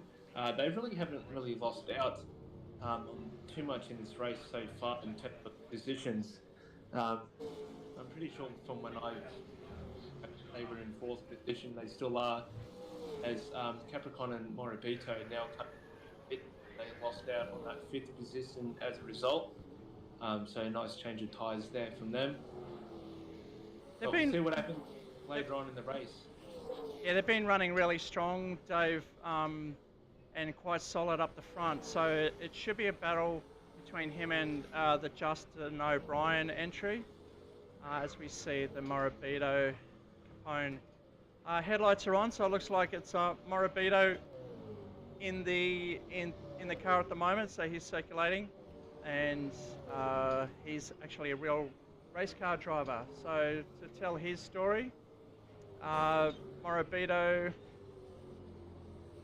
first year apprentice as an automotive electrician, and current racer in the WA XL Cup car number 12. So if you're ever in Perth watching the XLs, make sure you cheer on number 12. Has a strong passion for sim racing and wants to pursue a career in motorsports such as V8 supercars. So we wish him well. Doing very solid with him and his co-driver Joe Capone, who's an avid racer of the 1/8 scale off-road buggies for the last 10 years. So he's 38 and has a passion for sim racing as well. Currently in F3 Australia. Wow. Southern Cross Esports League. Okay, so that's on iRacing, I'm assuming, because the Racecraft boys have a strong outing in the F3 Championship sponsoring. So if you're ever watching leagues or esports, make sure you check those guys out and cheer them on. I'll definitely have to check it out. That sounds absolutely fascinating. It's always good to know a little bit about these guys, especially for the names that we're not really familiar with. So Morabito's definitely got a bit of a background in terms of racing, as you just mentioned, Shane. So which is really good to hear. So we can expect some really good stuff from Morabito. And I just happened to catch Grujon Judd entry as they were battling Harding and Roma going at the top of the hill, and Grujon Judd just managed to spin the car in that little contest there. So they've lost out on a heap of time to that 9th position. They're not too far behind, but they've got to put their foot down, and hopefully they can make up that lost time and hopefully try and get that 9th position all wrapped up for the time being. Yeah, awesome. And Dave, just to catch you up on a little bit of race director manoeuvring here, there's a bit of a moving target with different lap times and things, but Chris McClellan has dropped about 20 seconds back from the lead car, which is about the minutes that he or sort of the 45 seconds that he gained through that dropout and reinstatement, and the time he had gained looking at the lap time. So this is now a fair gunfight. We've got Zani Julie in first, John Lee behind the wheel at the moment.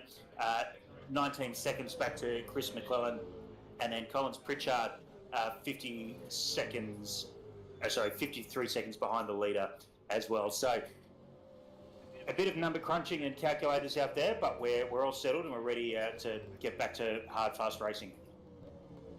Yeah, and down in 15th position, Costa, Casillas and Grant just making the way out of the pits, and they're 12 laps down in 15th position. I'm not sure if it was a change of tyres or a driver change from them, but they've now back out onto the racetrack and ready to put in some fast lap times and see if they can make up time towards the end of the race and finish strong. There's just on board with Matt Collins and Matthew Pritchard at the moment. They're making their way through Skyline. Still the current fastest car on the track with the fastest lap time so far in the race, which was set seems like a while ago now. Can't remember what lap it was, but Collins and Pritchard still holding the fastest lap of the race. It's Chris McClellan 15 seconds behind, and there's quite a few cars now coming onto the main straight at the same time. So Chris McClellan definitely making up the time, and I'm pretty sure he's free to race at the moment, Scott. He doesn't have to drop back anymore. That's correct. He's taken the competition penalty that occurred from the technical issue. So he's lapping approximately 8 or 9 seconds a lap quicker than John Lee at the moment. So not this lap, but the next one. We'll see him right on the back of the lead car, and almost certainly a change for the lead. It's bringing Collins and Pritchard back into the race as well. They're now only 50 seconds back on the leader, and certainly still in the race on the lead lap, 35 seconds behind the second place car. And if we look to fourth, Elder and Teb, they're about a lap and a half down now, so still fighting to get back onto that lead lap.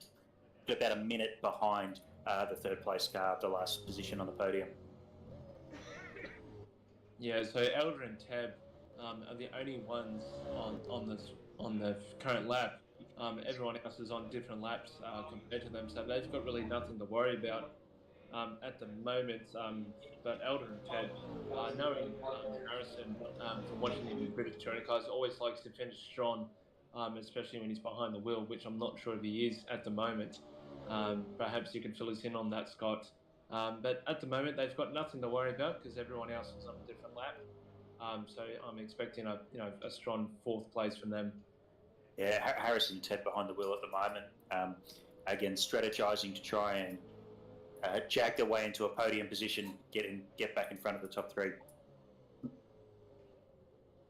Yeah, Chris McClellan really putting his foot down now as he had the drop back for that the drop back behind as much time as he did, but he's now pretty much brought himself and Mark Young back into this race.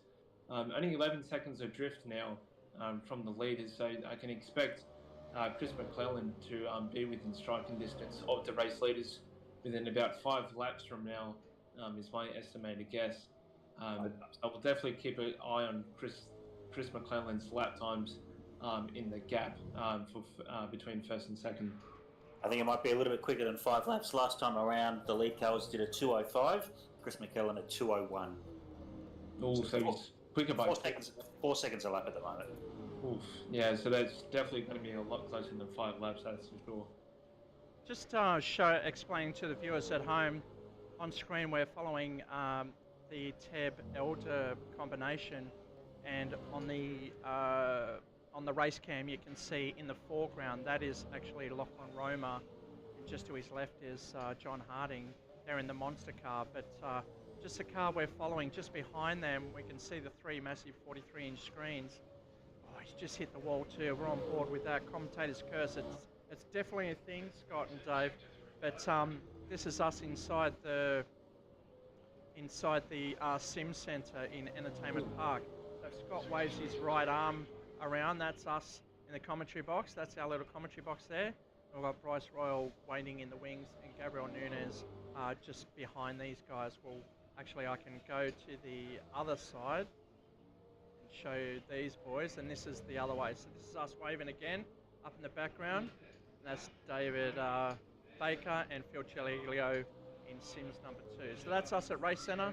Again, we'll get you some live feeds from Racecraft as soon as we can. I always seem to have the commentator's curse, Shane, as you and Jack would know from previous rounds.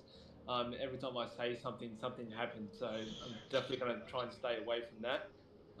So hopefully I don't jinx any of the drivers, especially here in the Bathurst 1000. Bit of an interesting little subplot happening in the race here. As you can see on screen, we're on board, or following the Chris McClellan car, who was madly chasing down the leader, is about 6 seconds behind them. In front of that is the Elder Ted car, which is madly chasing down the car in third to try and get itself back on the lead lap. So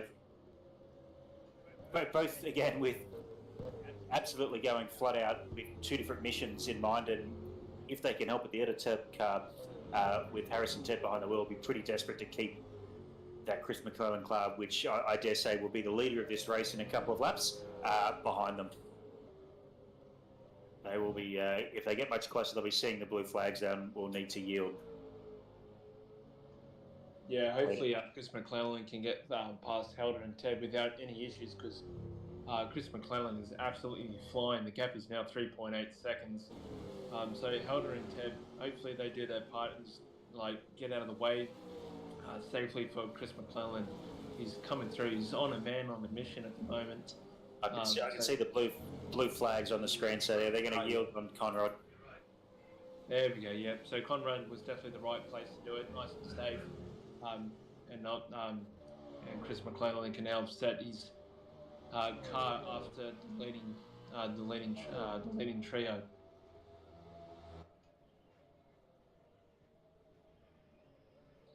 So Scott, at the moment, as we're on lap 96 out of 161, who do you reckon has provided the best strategy in terms of winning this race? Would you say? Do you have a favourite, or do you reckon you're going to try and go for someone that's not quite in contention just of yet? I think in terms of the outright winning the race, the top two cars at the moment have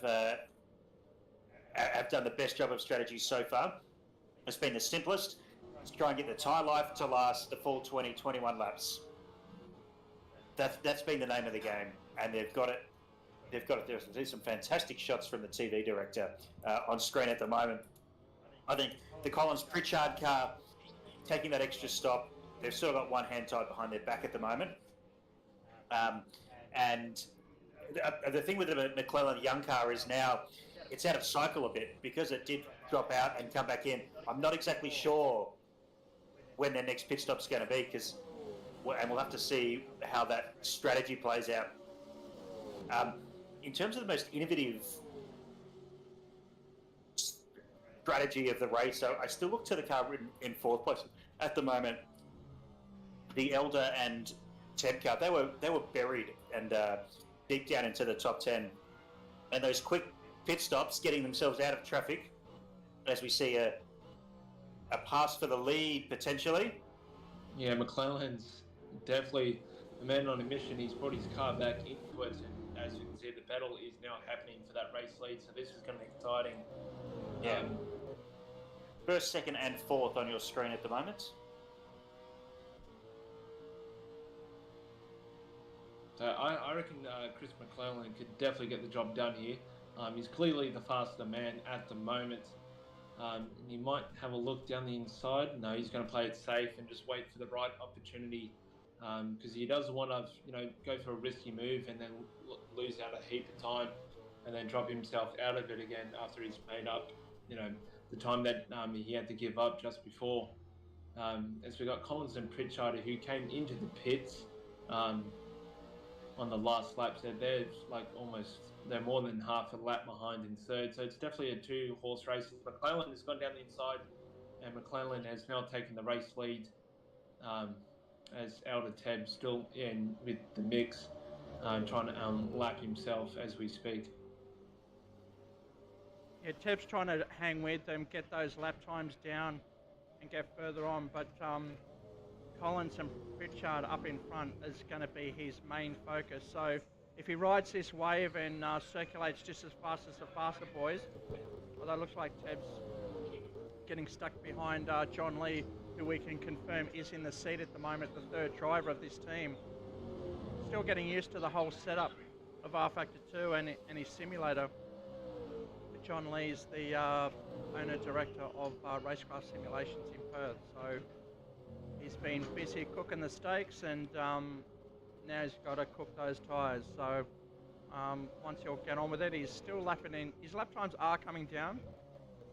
He's improving about 2 seconds a lap, so he's getting a bit of coaching from Zani and Jewel, but I think it looks like Jewel's got to take off for his real-life racing duties. And John Lee's in the seat, Harrison Tebb right behind him. As Scott said, this is now second and fourth, and we'll see where Collins and Pritchard is. So they're down the bottom, half a lap around, so no threat at this stage. Oh, penalty to Nunes, Chileglio. I'm not too sure if they just come out of pit lane or not. Yeah, just had a driver swap there. Nunes in, Chileglio out. So it looks like they've could have been a pit lane speeding in or speeding out. Usually it's speeding in because it's so hard on old tyres to get these cars to pull up to 40 kilometres an hour. You really need to slow it down a lot earlier. It's unfortunate mistake there. That'll be another drive-through penalty for those boys. So we just want to touch upon the strategy at the front. We had Zani Lee and a dual car come in on lap 83. So expect them back in at lap 104 based on where their previous stints have been. Now the McClelland young car came in on 84 and had its issue literally coming up mountain straight after that pit stop. So all things considered, their next pit stop should be about lap 105. But because of that reset, I'm not entirely sure where that will sit. So it might be a 105, might be a 106. I think it's going to be a bit of a moot point. The only difference is they might be able to short fuel when they get to that last stop, which is looking like coming up around that 145, 146, 147 lap mark, which could save them a couple of seconds. If they're changing tyres, though, that advantage might be eradicated also, because if the Zani Jewel Lee car comes in, again, I'm thinking about the 144 mark, 145 for their final stop, then they're going to be able to short fuel as well. So, funnily enough, through all the issues that car's had, I think we're actually still roughly on the strategy that they should be, and it shouldn't affect the end of the race dramatically. Yeah, and I just happened to cross over to David Baker, who's currently behind the wheel at the moment, and he's all over the back of Grosjean and Judd for that 9th position, and they're on the same lap. So nice little battle that has unfolded between those two as they make their way through Skyline back down towards the hill. As Lachlan Roma and John Hardy not that far behind in 11th place. So great little battle happening between the three of them. As Grosjean and Judd have gone wide, and that's bringing David Baker into play, and it's going to be a drag race down Conrad Straight between both teams. And it looks like David Baker is taking that 9th position for the time being. But this battle is definitely not over yet. But David Baker is going to defend his quality fight as they come into the chase. See what happens. As David Baker does hold on to that 9th position at the end of Conrad Straight. So we'll see if David Baker, see what kind of pace he's got, and we'll see if he can pull him away in that 9th position, away from the threats behind him. Impressive job to move. If you remember earlier, he was sitting in P12 after that rollover and a pit lane penalty as well. So he's fought his way back up super hard, lapping in the 203s, like you said. He's just got to find that extra 2 seconds a lap to make any gains, because the other guys in front are doing exactly the same lap time. So I'm sure there's time in it for him. And, you know, we're getting into the fatigue stage of the race. So this will affect this would change the storyline quite dramatically throughout the day. We are on 1 lap 100. Congratulations, everyone. We've passed the 100 mark, and the leader's taken us round the 100th lap of this great race.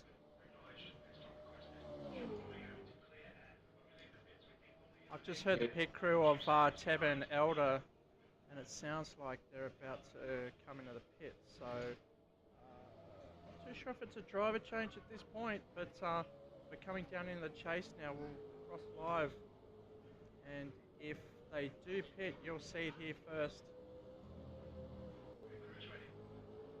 Yeah, David Baker's not out of danger yet, as the Grosjean and Judd car is still all over the back of David Baker, is behind the wheel of the Racecentre Mustang. So David Baker doing everything he can to hold on to that 9th position as the battle is still going on as they make their way down Conrod Straight into the chase.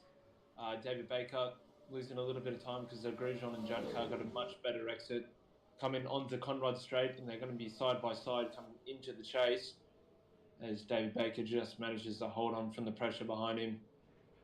So definitely got to keep an eye on this one, Scott, because I don't think this one's going to end anytime soon.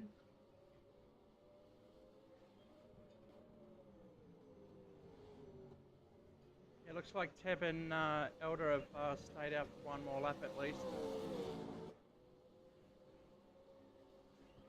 You can if I bring them up on screen, as we see Baker still defending against Grosjean and Judd. Looks like Grosjean's in the car. Looks like he's lapping in the 204. So these cars are lapping pretty identical. Only 0.3 tenths difference between these. So Grosjean and Judd. Oh, Grosjean just getting the backhand wide. He's trying to gain on Baker just in front, going through the chase there. Great shot on the wide angle lens on the chase camera heading up the mountain. McLennan now stretching that lead out to 13 seconds. Monster effort. Got to see where Collins and Pritchard are, but Grosjean doing all he can to chase down Baker for P9.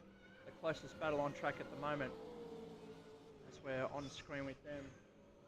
We'll just cross to Teb for a live.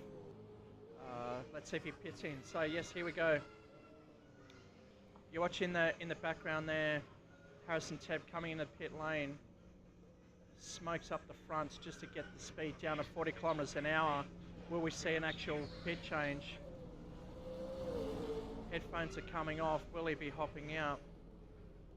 Looks like Jake's, yes it is, this is a live pit change. Jake Elder about to roll in and jump into the seat once the car stops. So that's a nice pit stop for these boys. While the Sim's filling fuel and tyres, the boys will swap seats as well. And they'll be on their way. Yeah, that was definitely a great stint by Harrison Teb. He was consistent with his lap times. He tried to make up as much time as possible, but unfortunately, they're a lap down, but they did everything he could, to try and be consistent in his laps and his pace.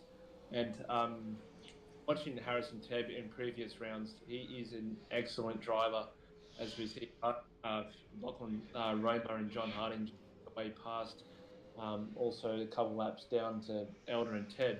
But Harrison Teb, he's always consistent with his lap times and his race pace, especially in the British touring cars. Like, he's always fantastic to watch. And I'm sure you can agree with that, Shane, as well as everyone else.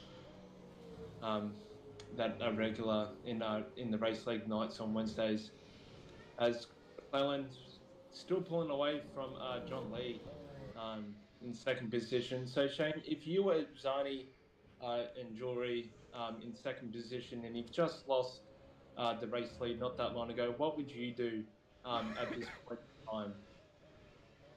I'd kick that driver out of there. I'd be wanting a pit stop. I'd be ripping him out of that seat myself. I don't know if you've seen that famous footage of a driver swap. I think it was the old Group C's, and this guy unfortunately just got dragged along the ground of the pit lane as his co-driver dragged him out of the seat and hopped in himself. But to John's defence, you know, he's such a busy guy. That's such a successful simulation company. He rarely has time to sit down. I understand what that's like because, you know, I haven't sat in a race quite some time now. You just don't have the time to sit down. If you do, you're always worried about if everyone's happy, having a good time, and you know, doing their best when they're there. And you know, someone's got to cook the snags. So, you know, I would get him back out cooking the snags and handing out the beers, basically. But you know, John is a very good driver once he gets some practice. It's just the lack of practice, I think. But for the success of the team, look, I'd let him do this stint and then sort out who's going to jump in next. My pick would be Zani because Jules about to head off to his real life racing at the moment. Okay, that's fair enough. And David Baker, I just saw him come into the pits. So that battle that he had with Grosjean for 9th and 10th is now over as a result. And also David Baker is staying in as well. As Dayon and Herbert coming into the pits. So that could be a tyre change or a driver change or both. Yeah. Dinon and Herbert are they've been driving pretty solid, Scott, like throughout the whole day. Mixed positions, but they've always been there. Had a couple of spins, I think, which has cost them a bit of time. But quite a solid pairing from these two. And just in the pits. P8, once they get the fresh rubber on, they'll be back heading up towards the field, the top pointy end of the field. Their fastest lap today has been a 2-minute flat, 0.3, so that's been pretty impressive. Yeah, no, fantastic lap times there. So I just saw the Just O'Brien car in the Shell V-Power Racing team's pits. So it looks like Stephen O'Brien might have finished his stint, and John, and then they might do a driver swap. I'm watching the driver cam. It looks like they're ready for the driver swap. So we'll watch how these guys get it done in Queensland. Nice sunshine out there as well. Here we go. Yeah, car stopped. Here we go. That's how you get it done at home, ladies and gents. Very quick stop. Now they're just waiting, settling in. Looks like they're doing a stint each at a time, so you know they're not going to tire themselves out, as we see. That's Matthews and Buxton rolling in as well. So yeah, we're actually seeing a flurry of pit stops. These three cars we've just seen, as well as the Capone Morabito, which has sort of been promoted to 5th because it hasn't come in yet. These 4 cars are all on the same lap in a battle for that final top 5 position. So they've been sort of going punch for punch in the last, you know, couple of hours. And as you mentioned, the Diamond Herbert car has just been hanging on to the back of it. About 2.5 laps down on the overall lead. But it's funny to see those 3 pit together because they're very, very close in terms of their on-lap strategy. And again, this will all come down the last 3 laps, I reckon. So I'm sure us as commentators are getting ready for that moment because we know we're going to be on, just yelling at the microphone, cheering for our favourite driver. And you two at home should be commenting on our chat on YouTube and let us know who you're going for, and we'll try and send them a message to boost their morale and get them further up the field. John Lee just heading in to Murray's and pit straight to start lap 104. By my calculations, this will be the in-lap or the one after for that pit stop, so we'll get word on that whether John stays in the car. The lap times have stabilised. You know, remember this was his first stint of the race. Everyone else took a little bit of time to get up to speed, but he's been banging in consistent 204s. That was a 206 just then, but consistent 204s I've been watching the last sort of 10 minutes or so from him. You know, Chris McClellan in the Down Under Series racing car, the car right in front at the moment, closed right in to the lead, but he hasn't pulled away as quickly as he closed the time. Yes, there's a 22, 23 second gap at the moment, but it wasn't as dramatic as the closing speeds was. So it changed for the lead undoubtedly during the stint, but still both cars well and truly in the fight.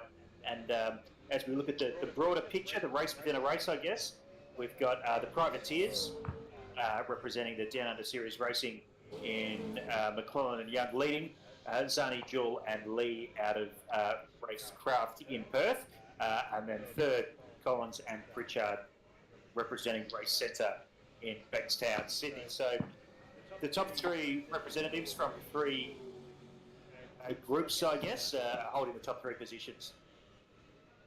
Yeah, as you just mentioned, Scott, Chris McClellan not pulling it away. He would like to, but I reckon Chris McClellan is looking after those tyres. He is on the soft tyres that we're going to remember, so I think he's trying to get the most use out of them and not, push the car too hard and making those soft tyres last for as long as he can. So I think he's just Chris McClellan just taking his time, just looking after the tyres and not trying to overwork them as fast as he needs to because he's got the race lead. He's still pulling away from John Lee in second. So if I was Chris McClellan, I'll be looking after those tyres as much as possible. Yeah, and as John Lee dives into the pits, right on cue on lap 104. It's because of the issue we had. I'm not exactly sure when the McClellan Young car is due in, but my educated guess would be about lap 106, 107. So, I'm not entirely sure where in the lifespan of his tyres where they're currently sitting, but certainly it's getting towards the end. Yeah, John Lee mentioned there'd be a drop change between them and as well as the top. And Matthew trying to make on the straight, so they're coming in pretty quick. They won't take the second position, but it's going to be close between them. The next, expecting Collins and Pritchard in around lap 110, 111. So they've still got about 4 more laps on these guys. Yeah, so what they'll gain in short term, and it's not going to quite be getting up into second because the Zani Jewell lead car just left pit lane, but closing up to about 10 seconds, they'll lose in about 5-6 laps time.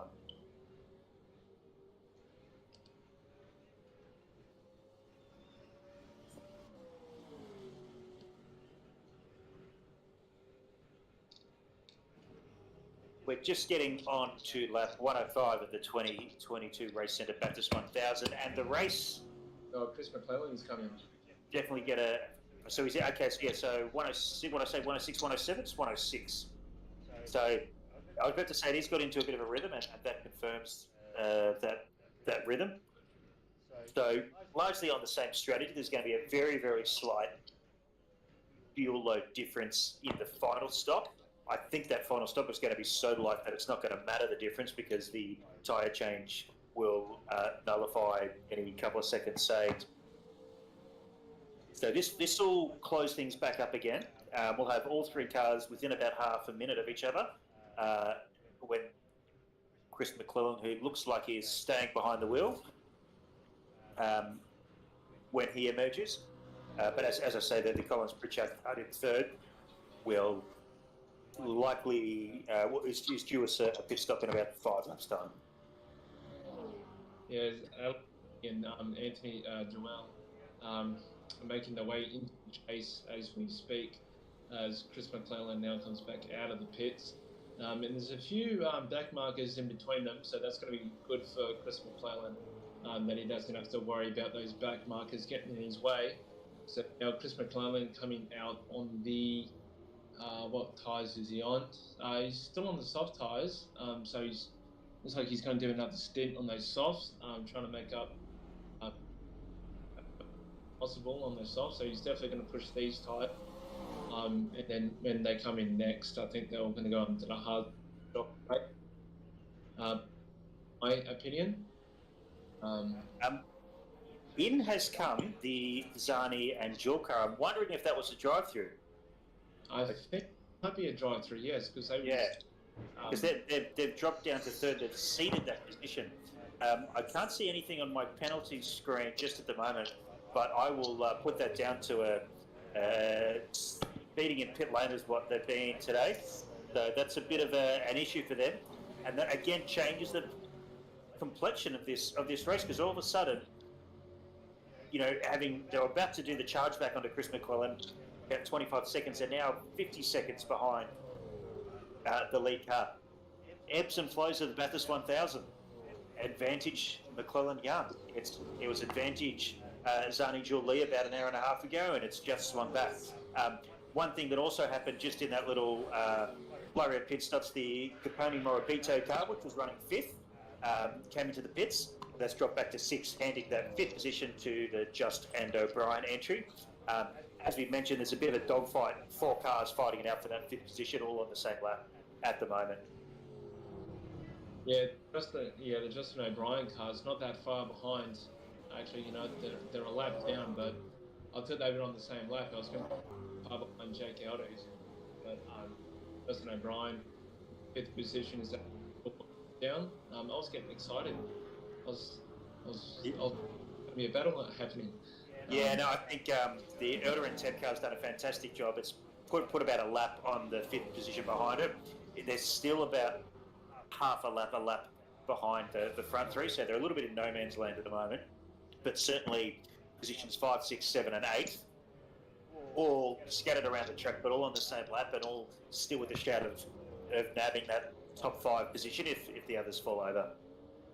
Yeah, there was a nice little drag race down Conrad Straight between the Matthew and Bergson's car and David Baker, still behind the wheel of that Ford Mustang. There was a nice drag race on the Conrad Straight coming into the chase, and David Baker managed to put 2 wheels on the dirt and get past Matthew and Racecentre, as Matthew and Buxton have just gone off at the first corner. So that was a slight mistake there, but it wasn't for position. It was just keeping an eye on that little drag race to see if anything unfolded between the two of them. But that was great driving there for David Baker. 2 wheels on the dirt and still managed to clear the Matthew and Bergson's car into the chase. So fantastic job by David Baker.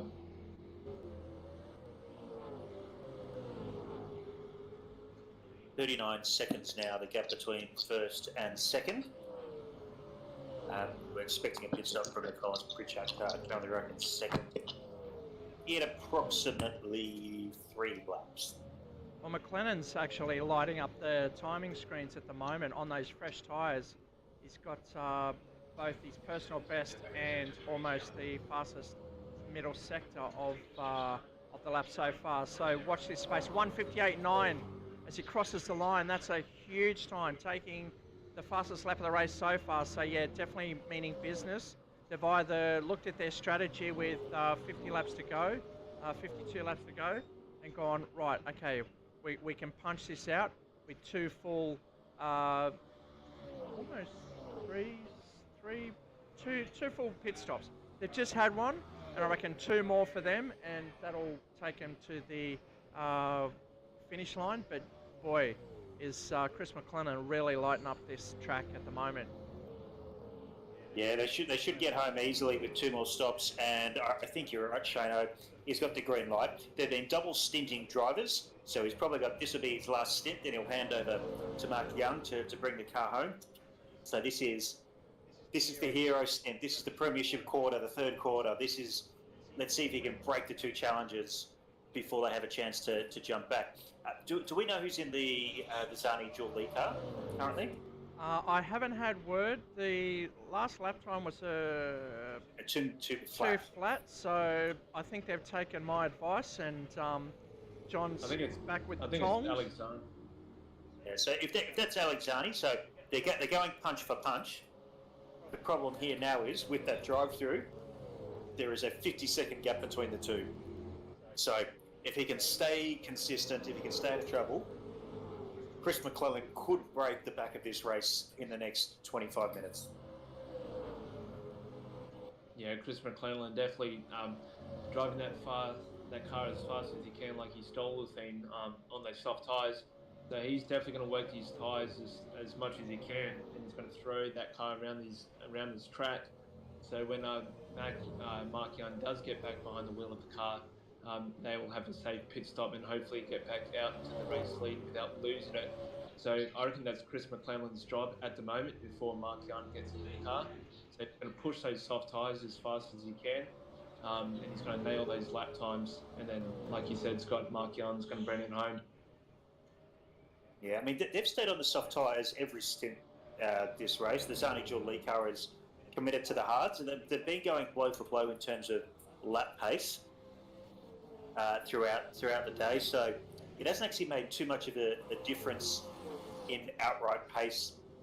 The Zani Julie car has probably been utilising their tyres a little bit more, even being on the hard. So it's some exceptional driving technique and driving methods from both Chris McClellan and Mark Young to actually manage this race with all the issues that they've had. And we've got a nice little battle happening at the moment. 13th, 14th and 15th are all together as they make their way up to the hill. And unfortunately, none of them are on the same lap. Got excited once again. Yeah, it's a race in position, but not for position. Yeah. I just happened to cross over to that about 30 seconds ago, and then I just saw them three together, and I realised they went in on the same lap. But we'll see what happens between the three of them. You know, something might happen, and it could change the race for one of them. And look, it's been a mammoth effort from all three of these teams. You know, a long race, both physically and particularly mentally draining. You know, they're trying to do the best to be consistent in rhythm and forever looking in your rearview mirrors as these superstars are flying around, dropping in 159s behind them. And it can't be an easy job to do. So it's not a bad little convoy they've got going there to keep each other protected. Yeah, I'm just riding on board with David Baker at the moment. He's making his way down. Just gone through Skyline, so he's doing everything that he can at the moment here in what will be his final stint before he hands it over to Bryce Roll to bring the car home. So, you know, a good race for David Baker and Bryce Roll, you know, especially when they were down in like 13th position earlier on in the race, and now they're up to 9th. So I'm expecting a top 10 finish from both of them.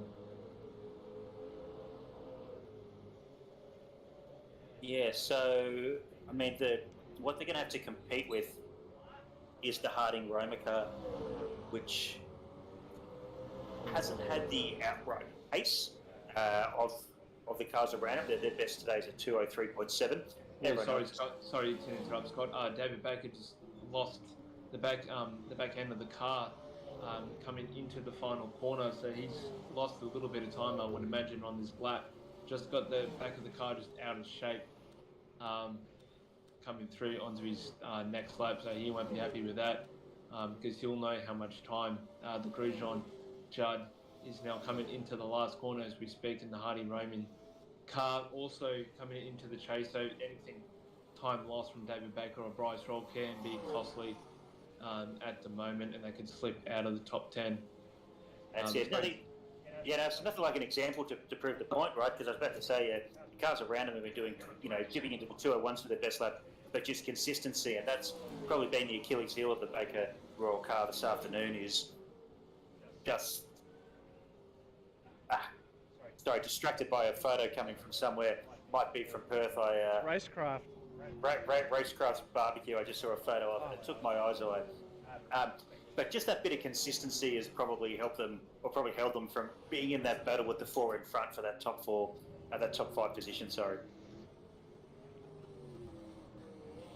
Yeah, we got Matthews and Bergston. He's not that far behind Capone and Morabito in 6th position. Matthews and Bergston have been catching them. There's still quite a fair distance, but they're definitely catching them, and they're on the same lap as well as Dion and Herbert, who are not that far behind Matthews and Bergston. So we might see something unfold between all three of them, possibly. Not too sure. It's hard to say. But then again, back on board with Baker and Bryce Roll. doing an excellent job, especially to David Baker in this stint, trying to do whatever he can before he finishes up for the day. It's been pretty steady stations the last hour or so between positions 5 and 8, but I've got this funny feeling that as they get closer and closer to the end and they get into the ability to short fuel for the end of the race, that's going to bring them all together a little bit. There'll be a bit of an accordion effect, and you'll see a couple of those guys all of a sudden find themselves next to. They probably haven't seen each other for a couple of hours being at different corners of the track, but I think they'll be getting a rude awakening when they're all together very carefully, because I wouldn't be, if I'm sitting in 6th or 7th, I wouldn't be giving away the hopes of a top 5 finish just yet. No, yeah, that's exactly right. I mean, as we saw throughout the stages of this race, anything can happen. Just when you think you're safe in a position, it doesn't mean you're fully safe, not by a long shot. So, like you just mentioned, Scott, anything can happen. Nobody's safe at this point in time, unless you're the top 3. I just saw Beja and Henderson just turn around, coming onto the main straight in 12th position.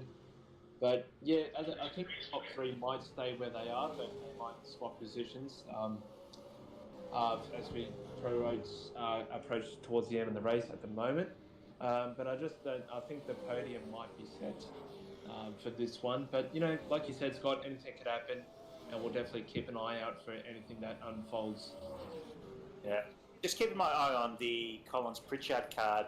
They've really fallen back into the grasp of the, we think, Alex Zani behind the wheel. Look to be struggling with a little bit of tyre deg, a little bit loose across the top of the mountain.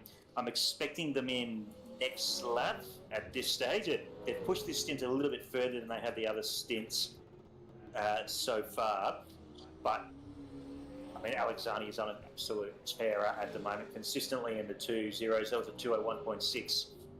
Chris McClellan's in a class of his own at the front, a 2 flat 0.69 for there, a 2:02 flat for Collins and Pritchard. So the thing is now, it's a big mental thing. Zani, Joel and Lee, if Alex Zani's behind the wheel, he'll be able to see second place in front of him. He'll see it getting closer and closer. He's got a visual target to aim at. And he probably well knows that car is going to pull off into the pits in the very near future. Yeah, and at the moment, Alex Zani, who I'm pretty sure is behind the wheel, not 100% sure, but I think he is. He was actually 1.8 seconds quicker than Collins and Pritchard on that last lap. So Alex Zani, who I think is behind the wheel, definitely making up that time, definitely hunting down that second position for his team, and probably now's the time to do it, especially when we've got less than 50 laps to go of this Bathurst 1000. Chris McClellan just under no pressure whatsoever, so he can just look after his tyres and then go for as long as he wants on the softs. And I believe the one whole pit stop ahead is that, I think, Scott? No. So Chris McClellan and Alex Zani pretty much line astern on their pit stops. There's 2 laps in between them last time around. McClellan on 106, John Lee handing up to Alex. Zani just taking out one of the advertisement signs there, which is down Conrod. Yeah, it's not how you want to take Conrod. But yeah, so they're pretty much on the same strategy. It's the car sandwiched in the middle there, which is going to go around again. So they've started to push this out a little bit further than they have. They're the ones that need to really pull something out of the hat, I think, because they do always stop. They were last in on 96 by my reckoning. So 17 laps on this stint so far. They've been only getting to 14 or 15 laps. Yeah, I'm just going through the field just to see who's where on the track in terms of each other. Who else is on the exact same lap as them? David Baker and Bryce Roll. We've got Nunes and Charleglio behind them for company as they make their way into the main straight, and Grosjean and Judd making their way through the chase. So they're still not that far behind. They're still in it for that ninth position, as it looks like there's John Harding behind the wheel for his team on race simulator number 4 at the entertainment park, and he's making his way down Conrod straight into the chase. So 9, 10 and 11, Harding and Roma are 1 lap off. So 9th and 10th definitely not safe by any means at the moment. And it's very important to finish in the top 10 to say you're a top 10 finisher at the Bathurst 1000 for Racecentre. We've been running these for 11, 12 years now, so you know it's getting bigger and better, and we hope you're enjoying the stream at home. But it's, you know, to finish in the top 10 after 6 hours of racing, qualifying, and warm up and all the preamble. There's a lot of preparation from these teams that goes into these races. So you know we appreciate the work that and effort that it takes to get into this race and to the front end of the race, especially after 161 laps. Yeah, Alex Zani continues to close the gap on the Collins and Pritchard. Well, he's about to go through in the second position at the moment, as Collins and Pritchard does come into the pit. So Alex Zani is going to go through into second, and Collins and Pritchard have come into the pits, and they're going to come out in third position. So we'll see if it's a driver swap between Collins and Pritchard. If it's going to be for driver or tyres, but we'll keep an eye on this one. As looks like Elder and Tab are coming down the main straight, not for position though, but they're going to lap themselves from Collins and Pritchard. Yeah, we're just seeing how much, again, we can see Pritchard still in the pits and how far up the road Zani and Jewel Lee entry will end up by the time Pritchard and Collins leave the lane. They're still sitting there waiting for the fuel and rubber. What's that? Lap 115. So I reckon one more full pit stop as they just leave the lane now. Yeah, Collins and Pritchard better get a move on, especially on this stint, because Chris McClellan, the race lead, is now making his way onto the main straight to complete another lap. So if Collins and Pritchard are not careful, they're going to find themselves lapped down as a result, and that's not what they would wanting to happen, especially at the back part of the race, especially when we're like pretty much close to the end. So Collins and Pritchard will definitely try to stay on the same lap as the leaders as best they can.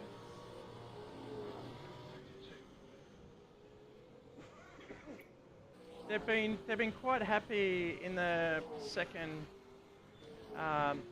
third position all day. Very consistent up the front. It looks like they're going to strategy. It doesn't look like they're pitting outside of any any odd times. They haven't incurred any pit lane penalties or anything like that. So, you know, it shows that you just got to put your head down, tick your T's and cross your I's. And you know, just be there at the end, and hopefully you'll end up at the front. We haven't seen any safety cars today either, which has been fantastic, and credit to the drivers that that's been the case. So hats off to the boys out on track at the moment.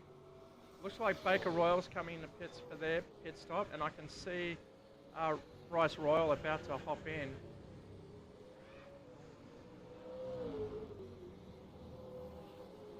On screen there, they're right behind David Baker, about to roll in the pit lane, do a driver swap. I'd say they're going to do one each now to the end.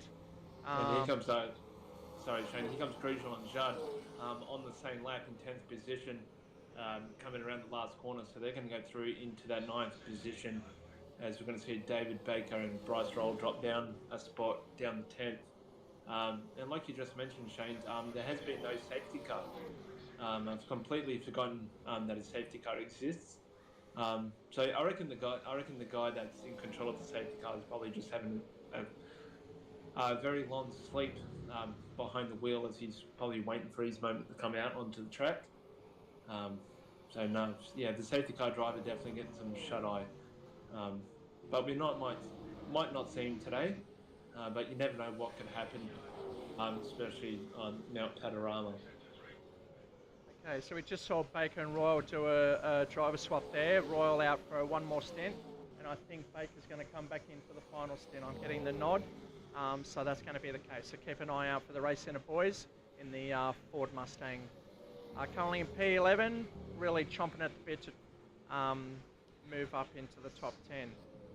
During that process as well, like you said, I think Harding and Roma moving up a position as well. So that's who they're chasing down, and that's John Harding on screen at the moment, looking in his mirrors, making sure that Baker and Royal don't catch anytime soon. Oh, just leaving the black stuff. Commentator's curse once again, but he's held it beautifully. He didn't panic. He just kept the wheel straight. That's what you got to do.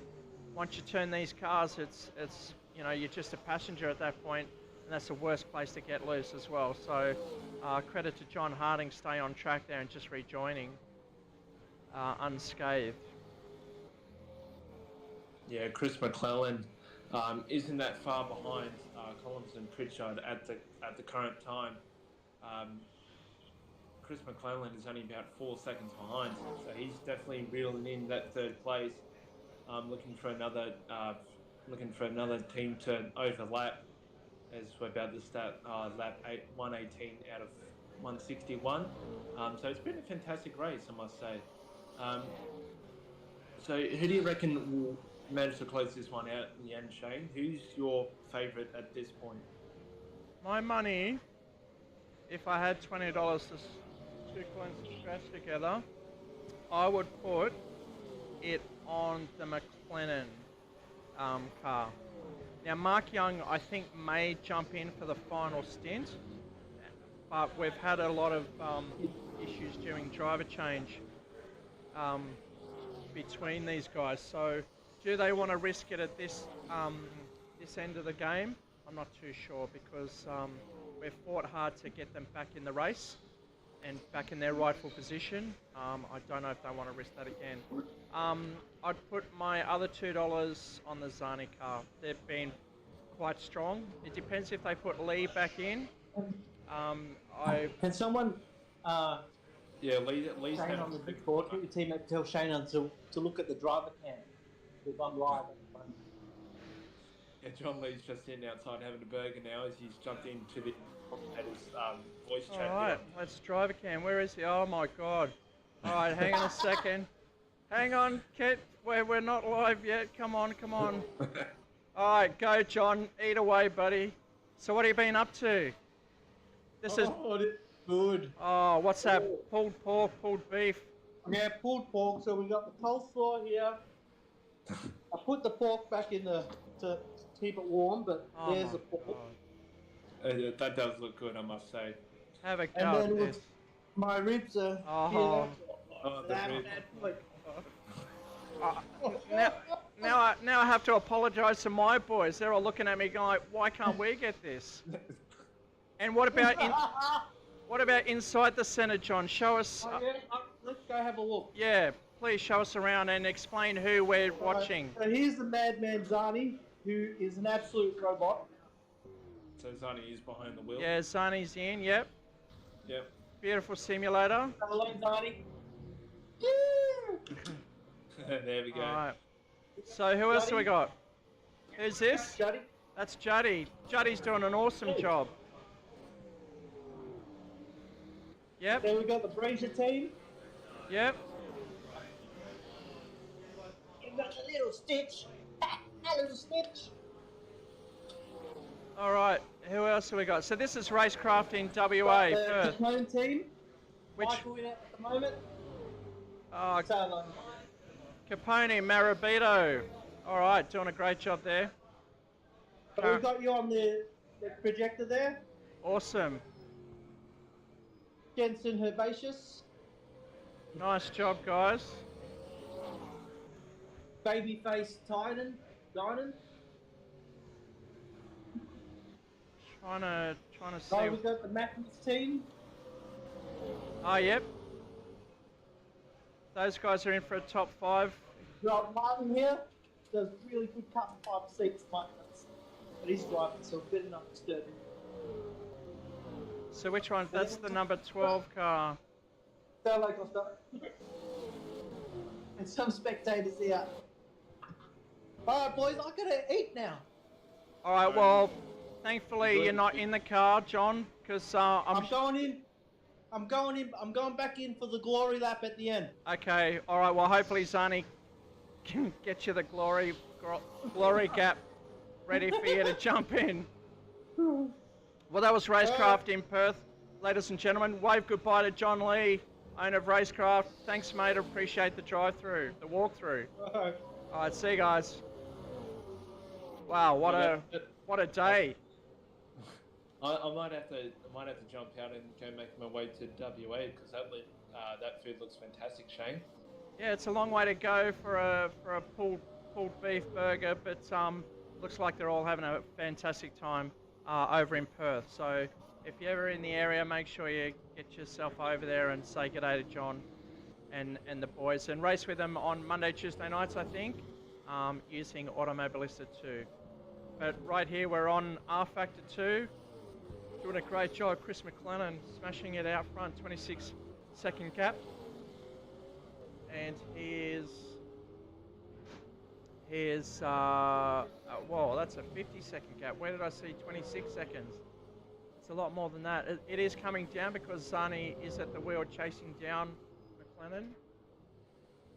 It's been 50 seconds for a while now, and it was interesting to see Collins Pritchard throw the dice on the last stop there and try and eke it out, but to get to the end on one stop, they would have had to get 23 lap stints in, and no one's been able to manage 23 lap stints. 21, 22s the mates we've seen, so and their pace hasn't dropped off sufficiently enough, so it's a very true representation of the top three at the moment. Everyone owes us 2 pit stops to get to the end.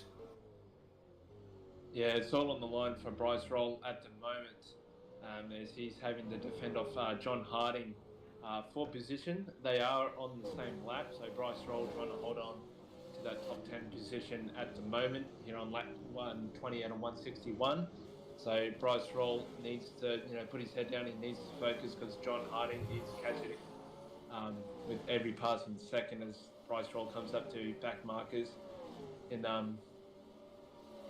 what is it, the Hanbury and Roberts car for the team Penske.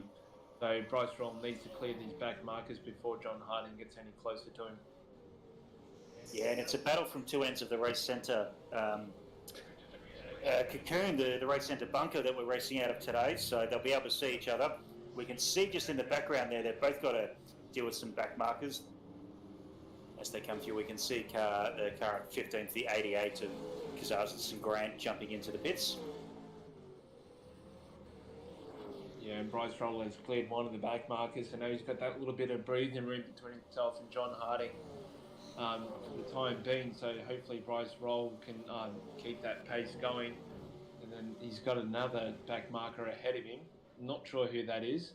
It's Dion and Herbert. So hopefully Bryce Roll can clear them before John Harding gets past the back marker that he's got in front of him. So a great little scrap. Still not particularly over between both of them. So it's definitely one to keep an eye on, especially towards the back part of this race. Yeah, about 4.5 seconds in between them. Yeah, as Chris McLennan is making his way down the hill, and Collins and Pritchard definitely keeping Chris McLennan back a little bit as they're both onto the Conrod straight at opposite ends. Chris McLennan absolutely just flying at the moment, hunting down Collins and Pritchard for that overlap. But Collins and Pritchard got to do everything they can to hold on to that third position and not be overlapped by the race leader. And Collins and Pritchard have definitely got the work cut out for them, being on the hard tyres, and Chris McLennan currently on the soft. So who is behind the wheel of the Collins and Pritchard car definitely needs to drive the wheel of that thing. Yeah, I believe with the fact that the headlights are on, that we've got Pritchard behind the wheel there. And it's been a fantastic race for them. They've had the speed all day. Their fastest lap of the race is a 1:59.3, which for a long time was the quickest lap of the race. It's now obviously a 1:58.9 from Chris McLennan. As this battle is heating up a little bit, and you can There's just a bit of a change of position, or right on the back there.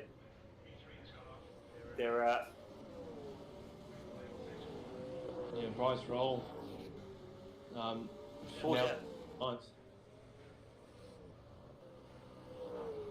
It's going to send it down the inside. Oh, that's poor position. That is a great move by Bryce Roll. And hear David Baker clapping in the background. Your guys are standing in the back there. So David Baker definitely happy with that one. Yes, and so it's an interesting little battle there because you've got the Harding and Roma just behind there. Sitting in front, it's a lap ahead, but the Ned car sitting in 8th is running a little bit slower than those cars fighting an outback, so might need to just find himself looking in the mirrors in a second with this battle raging behind him.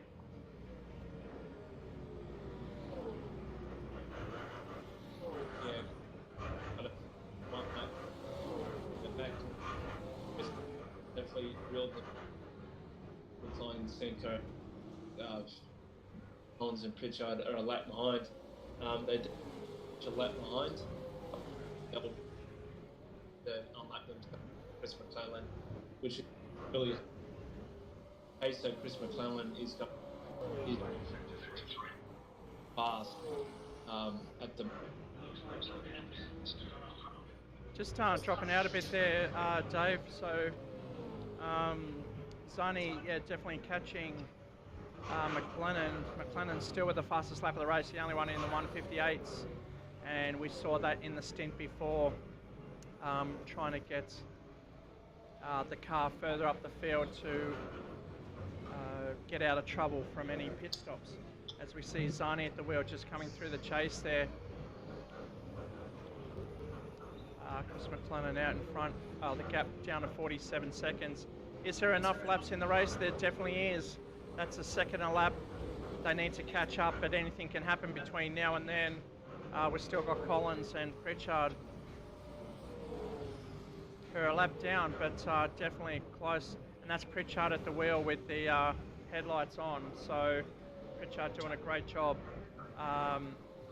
lapping in the, well, they must have just swapped or had an incident because their last lap was a 2:16 there.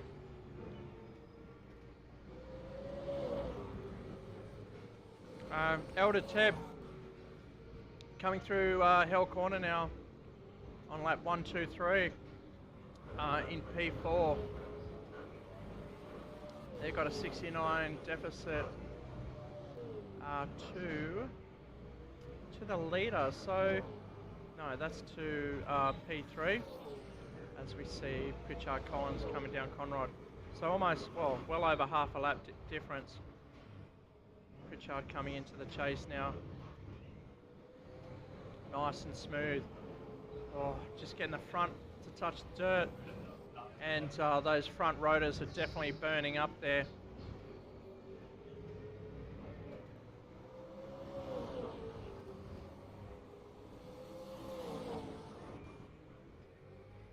See on the chopper cam, just Pritchard coming into Hell Corner. Turn 1 at Bathurst.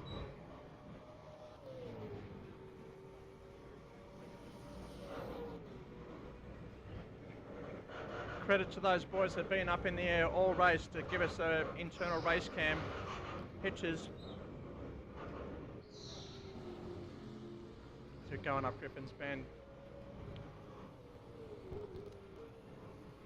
The Josh Just and Stephen O'Brien entry, quite comfortable in P5, no threat. 12-second gap to P6 of Capone and Marabito. They're racing from Racecraft in the Irwin entry. Real solid job from those guys.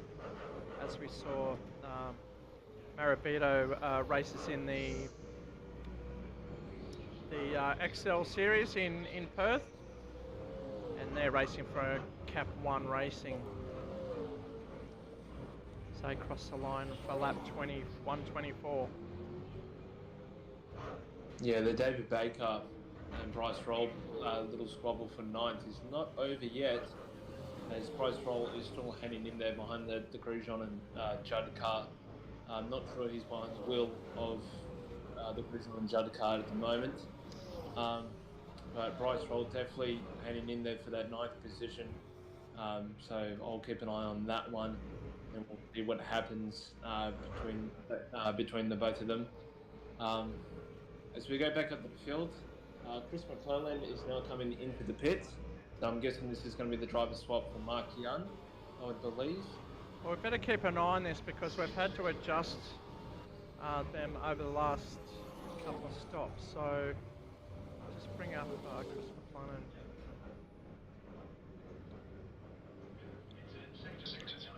So we'll see from their driver cam whether they are going to swap. I've lost Chris's feed, so I can't see Chris. Maybe he's turned the cam off because it's interfering, but Chris McLennan with a 46-second gap lead ahead of Zani. Yeah, Zani's coming through now as he makes his way around the corner.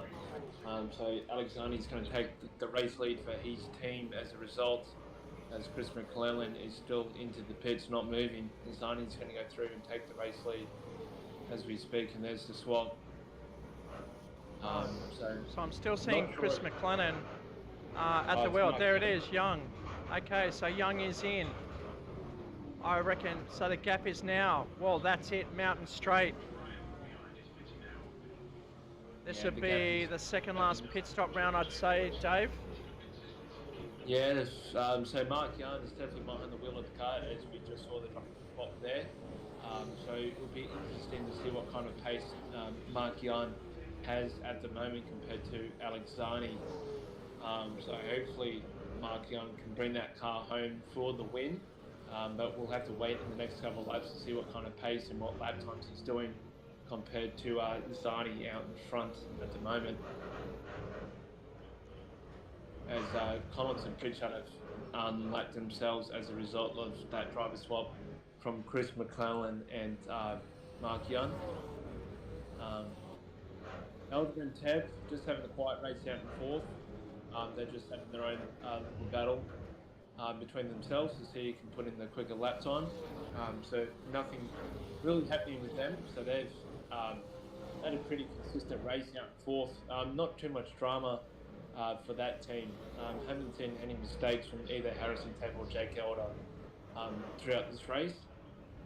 And then we've got the O'Brien car in fifth position. With Capone and Mortabito just came into the pits. I think it was for a drive-through penalty, I believe. Well, that's going to cost them dearly if that was the case. I'll see if I can see any stats on the live timing. And my feed's coming through a bit slowly there, but we'll get back to it. But Capone now back in P6. They were comfortable for P5, but just an O'Brien 8 seconds up the road, as we can see here. They're at the top of the mountain. And who do they have behind them? That's the Pritchard Collins entry for MJ Build Constructions. Ford Mustang, Pritchard changing, Pritchard and Collins changing manufacturer leading up to the race, so they've had to get used to the new car, but they're much more comfortable in the Mustang than the Holden ZB. The last race of the year, as we see Pritchard, I think it was, just go into the wall. If we try and bring up a replay of that, we can see and analyse what actually happened there.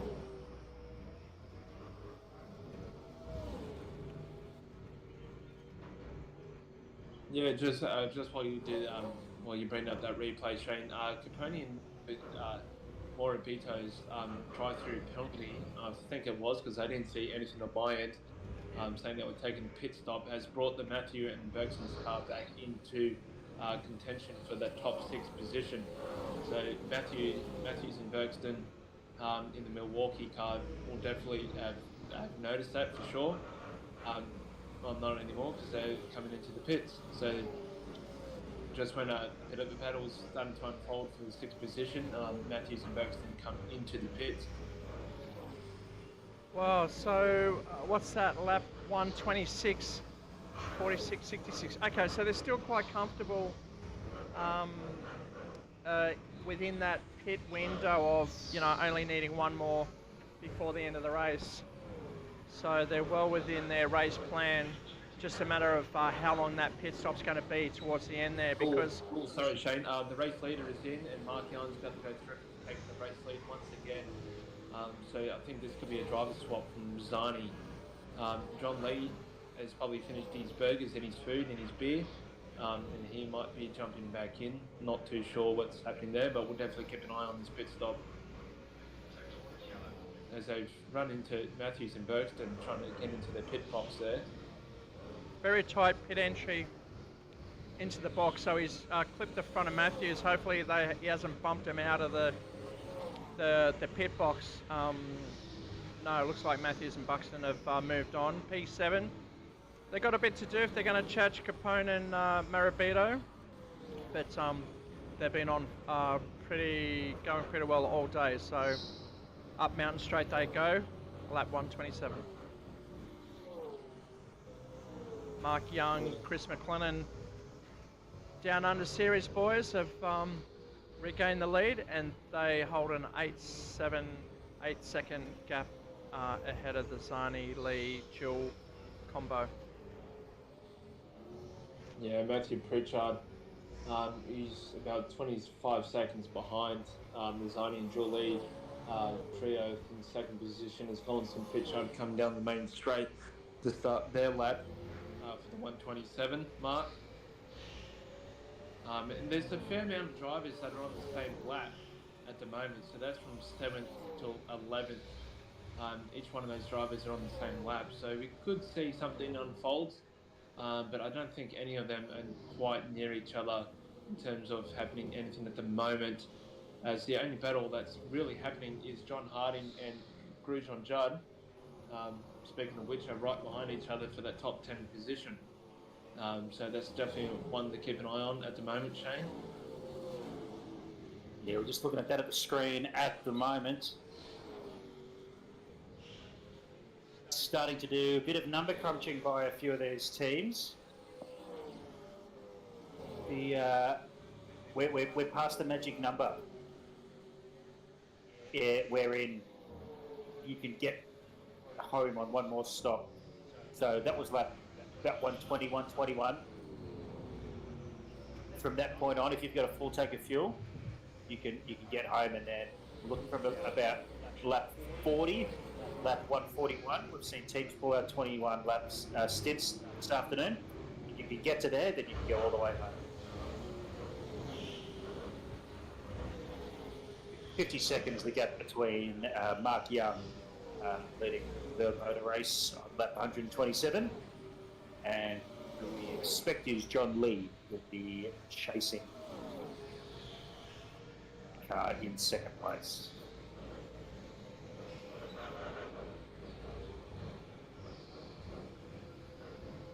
Drive time of 4 hours and 31 minutes. Yeah. So far it's been a very, very rapid Bathurst 1000 so far. Yeah, it's definitely unfolded into a great Bathurst 1000 here in 2022. I can't complain about this race at all. So I'm very satisfied with all the drivers and how hard they're doing. As you mentioned well before the race, Scott, it is physically and mentally draining.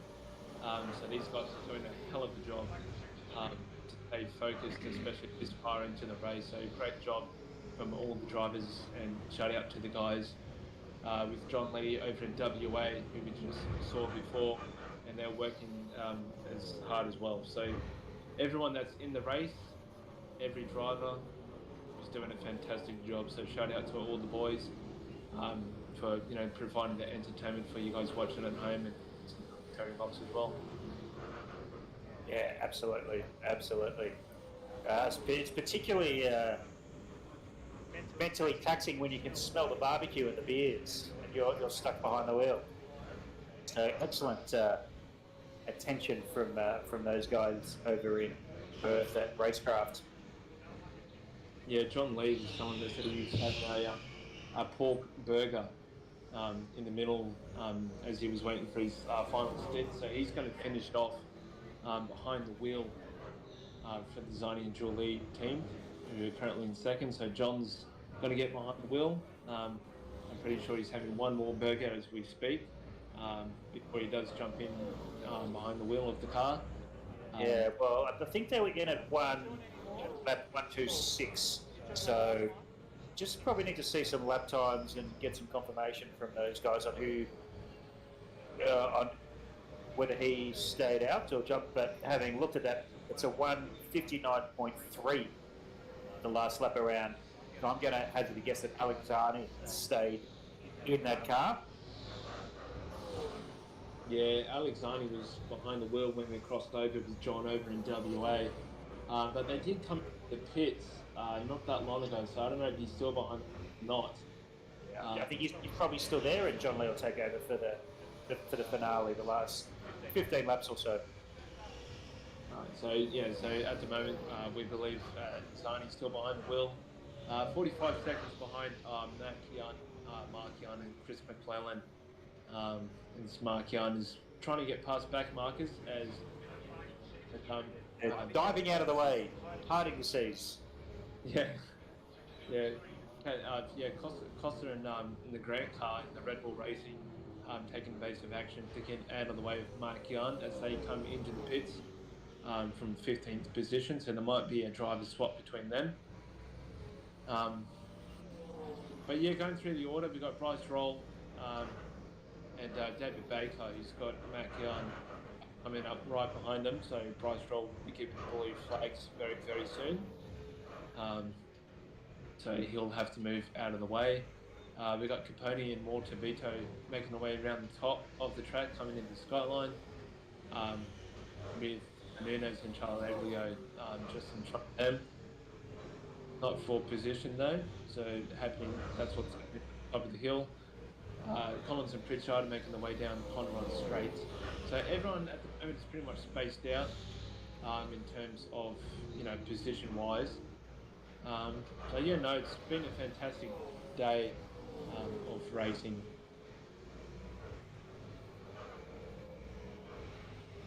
This isn't for position, but just looking at the back mark, I believe it's Phil Charliglio is at the wheel at the moment. It's a nice, sensible pass there. Nope, and we had a position swap that I wasn't aware of. It looks like Lachlan Roma behind the wheel in Simulator 4 at the entertainment park there. It's just taken the 10th position away from Grujon and Judd car, who was into the pits. So we'll see if Grujon and Judd can claim that 10th position back away from Lachlan Roma, who looks like he's providing very good pace at the moment, trying to finish strong for his final stint. Yeah, I'm expecting another 2 stops for the Roma car before the end of the race, so that'll probably even up a little bit. Yeah, I was just talking to the Elder Teb team as well. They're looking at 2 more stops. Elder's going to get in, do either a longer stint, so Teb can get on the softs towards the end and see how far he can get it up the field. So I expect 2 more stops from those 2. Yeah, a little bit in no man's land at the moment, that car, unfortunately. Sort of a minute behind the Collins and Pritchard car in front of him, and a good lap ahead of 5th position, which is still held on by the Just and O'Brien entrant. Some good laps. Certainly the quickest car on the track at the moment is Alex Zani in the 2nd place car. He's taking 3.5 seconds out of the lead car, Mark Young, every lap. Problem is there's still a good 39-second gap there. So, I mean, it's certainly doable. I'm looking at the numbers. They've probably got both cars another 10, sort of 12, 13, maybe 15 laps in this stint if they go the full distance. So if he continues to pull out 3 seconds a lap, he'll be right on the bumper in a bit of a dash to the end. We expect Mark Young to finish this race now based on the strategies the lead car has done. Martin McClellan did a double to start, handed over to Mark, who did a double, and that's repeated itself for the second half of the race as well. On track to do a pretty classic 8 stint, 7 stop Bathurst 1000, just as the Zani Jewel and Lee car is on track to do. Both the 3rd and 4th Collins, Pritchard and Elder Teb, they will end up doing 8 stops, potentially 9, based on the information chain is feeding through. They're really focused on performance extraction before degradation of the tyres, rather than pushing them to the extreme of the fuel load.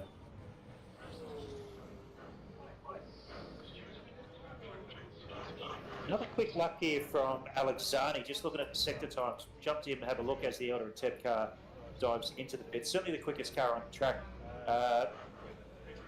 About a second up in both the 1st and 2nd sectors, so continuing at about 3 seconds a lap quicker than the leader. The lead's down to hovering between about 35 seconds or so, depending on which timing screen you look at and how quickly it wants to update.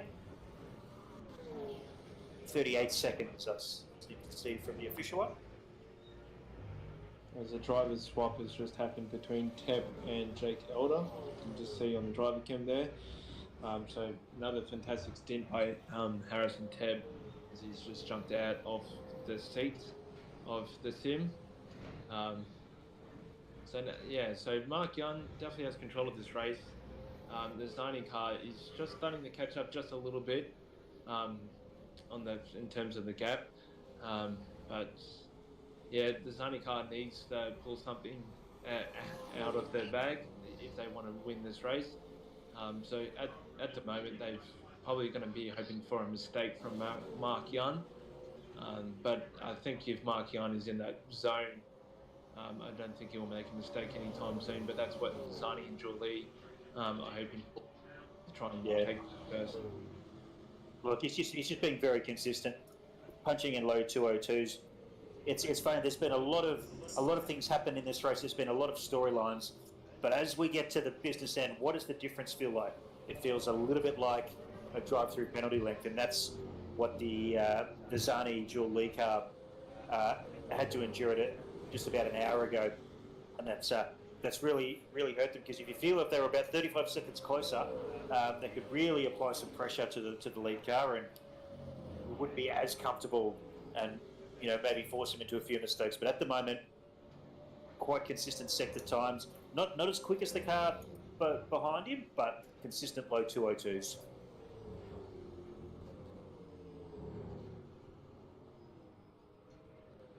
We take a look at the leader coming through Griffin's Bend up towards the cutting. Brakes through the cutting up near Quarry Corner, and Frogs followed. I've seen that car get a lot closer to the walls throughout the race. You can tell this is a conservative drive at this point. Protect what you've got. 51.4 through the first sector. The quickest of the days have been 50 flats and high 50s.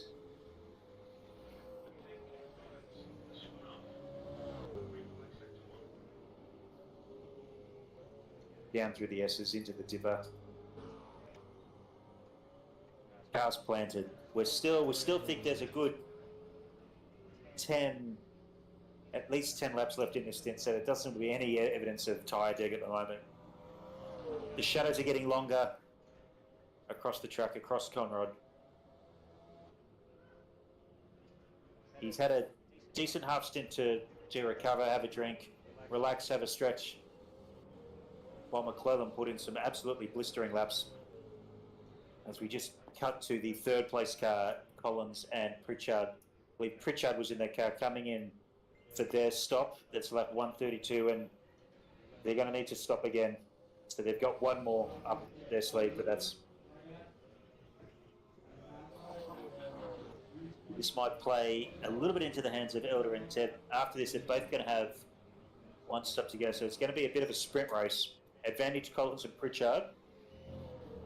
The Elder and Ted car has been very, very quick all day and hasn't put a foot wrong for the last couple of hours or so. Yeah, and that's the key, isn't it? The consistency we were talking about before earlier in the stream, and you know the top four, let's say, and even Just O'Brien, Capone, Morabito, they're the ones not really giving too much away on mistakes. So that's why they're at the pointy end of the field, and that's why they can claim a great finish after this great race, Bathurst 1000. As we're watching Teb come down Conrod. It's actually Elder behind the wheel now. Teb's taking out Stint, but he'll probably jump in for the last one of the day. So look out for that one. About half a lap left on, half a lap between third and fourth positions. Just as a visual representation, both cars with one pit stop to make before the end of the race. The Just O'Brien pair are lapping in the 202s. Teb's chasing them down with a 201.1. So that was a good second and a half gap just in that one lap. So we can visually see Just O'Brien going through Griffin's Bend, and right behind, just after the Kelly car, that's the Teb Elder entry. Yeah, the best part of 2 minutes, the gap between fourth and fifth. So what it's tightening up behind that though, there's only 35 seconds to Capone Capone Morabato, in sixth position. Then 21 seconds back to the Matthew Buxton entry, and only 8 back to the Dynan Herbert. So I mean, these four have been pretty line astern, albeit on different parts of the track, and for the last 2.5 hours or so. Just feel there's a little bit more to play out there. There's definitely more to play for. These guys looks like the faster of the three. They're very even on lap times as well. Even Baker and Royal in 9 and Grishин, Judd, Combo in P10. All in the 203s. Harding, Roma still in the 205s. And yeah, almost through the board, the low twos. So looks like Hanbury and Roberts has either made a mistake or had a pit stop in the last stop there. So that's affected them, and they fall back to P14 just ahead of Kazazis and Grant in the Red Bull 88 going through Griffin's Bend. We saw them online when John gave us a walkthrough racecraft simulations there in Perth. They all look like they're pretty intense and ready to finish strong. So this will be a great event. And this is the Ned car of Dyna and Herbert coming around to lap Kazazis and Grant come down Skyline. Very hard part of the track to pass, but I guess they've just made it easier for them as Herbert just goes through there. And their headlights are on, so that's definitely Herbert in the car now. So we'll see if they switch over on the next pit stop. Yeah, sorry to be the bearer of bad news, guys, but I'm head off actually. I've just got a message from John saying he's got a burger ready for me over in WA. So I'm going to go there and just to see what those guys are doing over in WA. So I'll let you know how the barbecue goes. But that's not actually happening. I'm actually going for dinner, which I've got to start getting ready for. So it's been a pleasure, Shane. Thank you for having me, and Scott, same to you as well. It was good to commentate on the race from start to finish from when I was here, and I think my money for winning this race is definitely going to be on Zani and Julie. I reckon they'll pull it off just at the end there, and that's going to be who's my money going to be on. So I'll catch you guys next time. Well, thanks very much for joining us, Dave. We appreciate your commentary and your expertise comments in the timing and watching what goes on in the background, giving us a heads up.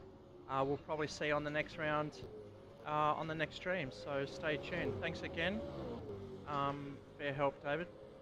No worries. Thank you, Shane. It's always a pleasure. It's a shame that I couldn't make it to the end of the race. But if I don't head to Mum's, on time, I'll be in a whole lot of trouble. So, no worries. So I better go do that, and I'll see you guys next time. All right, go powder your nose. Good luck, buddy. See you, mate. Thank you. See you guys. All right, back on track. It's Collins, Pritchard.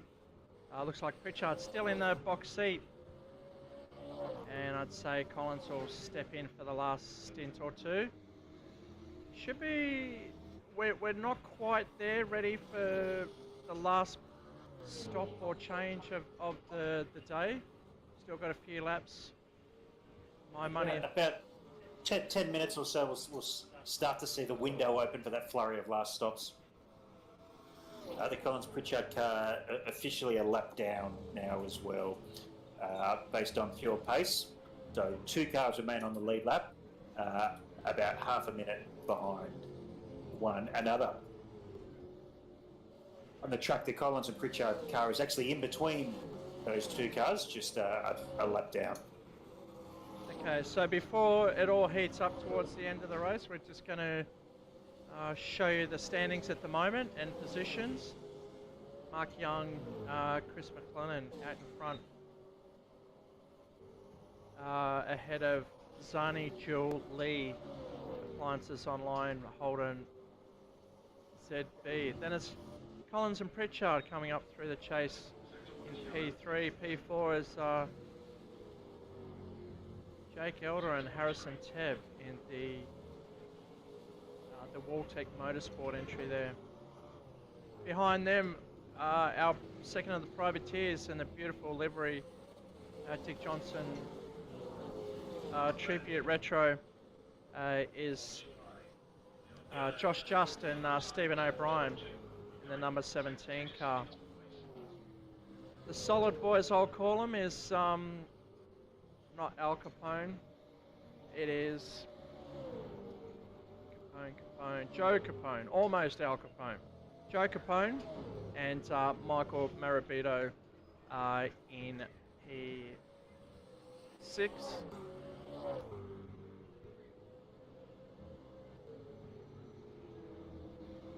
Then it's Matthews and Buxton. Let's bring up their entry list to get some names.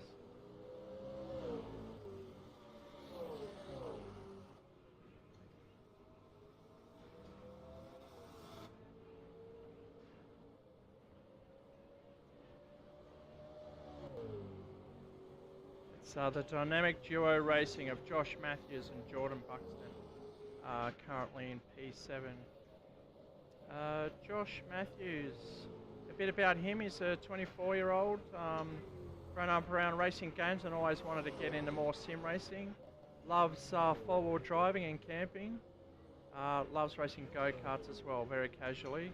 And currently a warehouse operator doing FIFO. So I guess he's only available every now and then.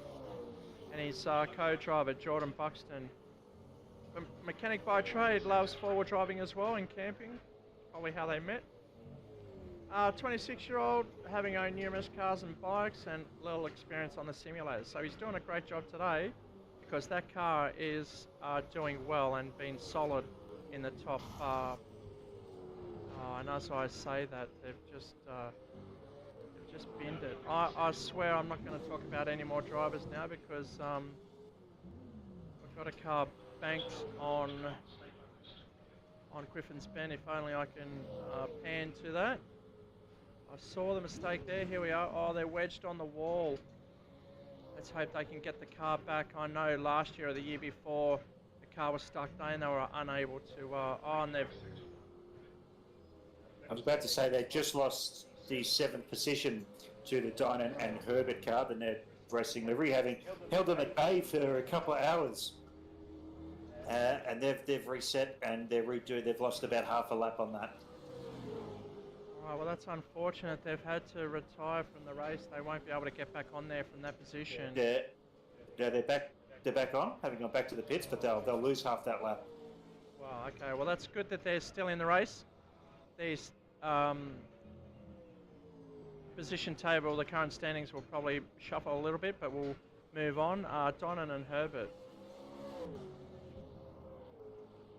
So Travis Donnan and Jensen Herbert. They're both from WA, and Herbert's a real-life race driver, top 3 at league nights constantly at Racecraft in WA, and he's 17 years of age. David Baker in the Racecentre entry, Ford Mustang. He's been around Speedway for the last 30 years, and he loves his racing, anything on 4 wheels. Loves going out in his downhill bike around friends and racing with all his boys, all his mates. Has went around to the Townsville V8 League for Racecentre, and he's won a final round of Racecentre's V8 League in 2019. Recipient of the Supercars Pulsar watch that was donated by Jewelry on James in Queensland for the encouragement watching one round last year, 14th in last year's Bathurst 1000. I can also say he just picked up his 2nd round win for the British Touring Car last week as well. His teammate Bryce Royal loves sim racing and anything motorsport. Huge fan of sprint cars as well. Currently living on the Central Coast. Won his first Racecentre GD3 League race at Road America last year. Been racing at Racecentre for a few years now. Yes, he has been here for a while. He's got 2 kids, boy 3 and a girl 8 years old. Finished 14th in last year's Bathurst 1000 with David Baker. Matt Collins. Oh, so we've got Grushin and Judd. So Sasha Grushin and Sean Judd. They're from Perth and doing a great job. They're relatively new to sim racing, so it's great that they've been able to join us from Racecraft in WA. Okay, so John Harding and Lachlan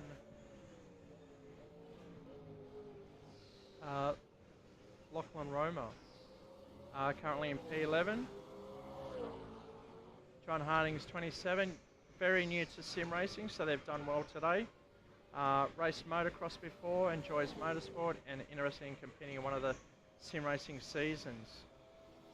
Lachlan Roma is co-driver, currently in the chair at the moment. Races motorbikes for real, in real life, flat track and road bike endurance racing. 27, not a fan of ball sports, loves anything motor racing, new to sim racing as well. So he's just joined us at Racecentre. Nunes Chileglio. Gabriel Nunes, the lead driver in the car, greatly enjoys challenges, averages the top 10 in sim racing, training to race in real race cars.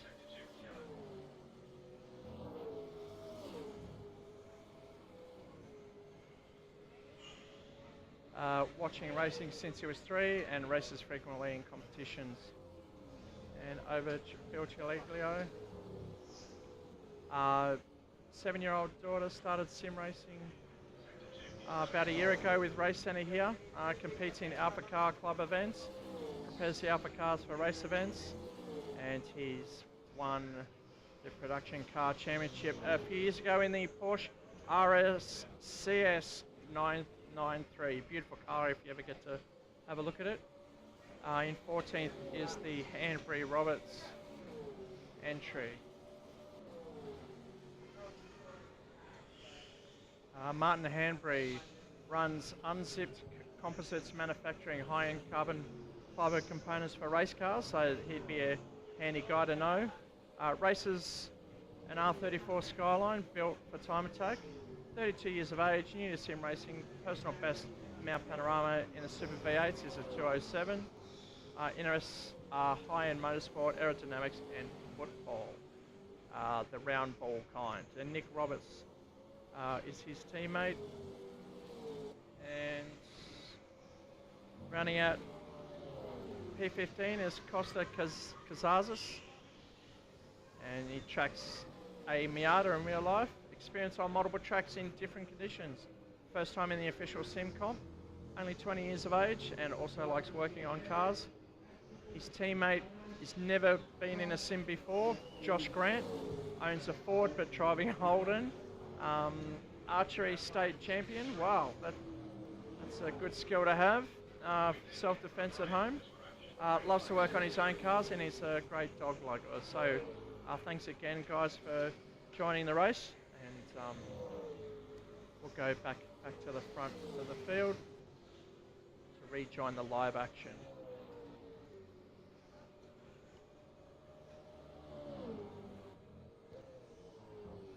We are into the final stages, the final throws of the 2022 Racecentre Bathurst 1000.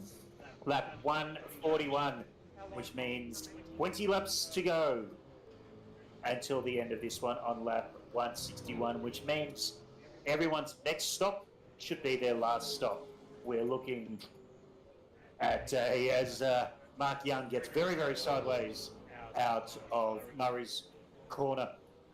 We're looking at a very true example of where the cars are. So Mark Young, as Shane ran us through, best part of half a minute in front of the Zani Dual League car. Excuse me, these two cars have gone punch for punch throughout this afternoon, throughout the last 5 hours. In fact, we've been driving for 4 hours, 59 minutes and 25 seconds, almost exactly 5 hours.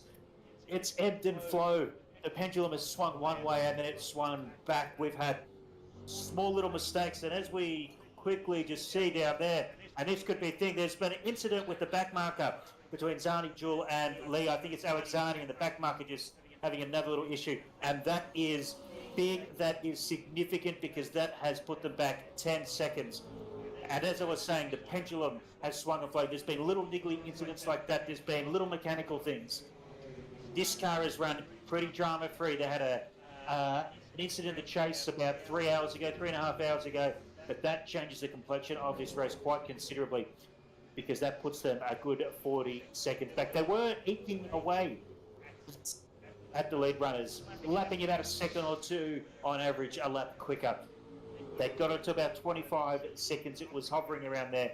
We are back out to 40 seconds with what we expect to be about half an hour left to go in this race. Probably a little bit more, probably about 40 minutes. We are on lap 142 at the moment, and it's the maths and the strategy from here on in is pretty simple.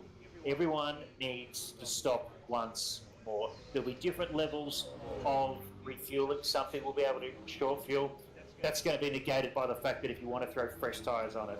And at this stage, I think you'd want to throw some tyres on it, have a bit of a crack, be the quickest lap you can put in on a short fuel run.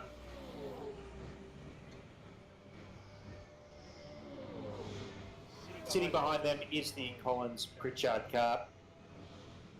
A lap down. That little incident for the dual Zani car is not going to throw it too far back to be in the throes of third position. It certainly has hindered their charge for the top step of the podium. The Elder and Ted car sitting in fourth is about a minute behind the third place car.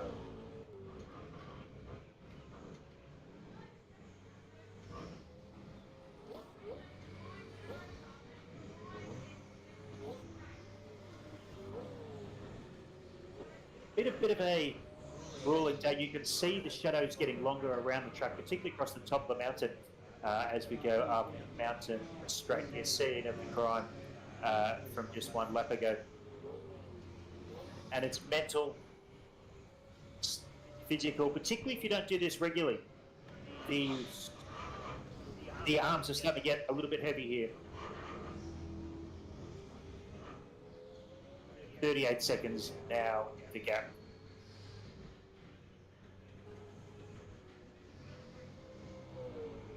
Looking through the field to see where else we might see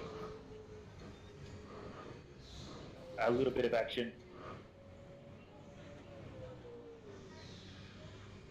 And certainly David Baker behind the wheel as we just see a replay of that incident. It wiped out a good 10, 15 seconds of their charge to try and catch the leader.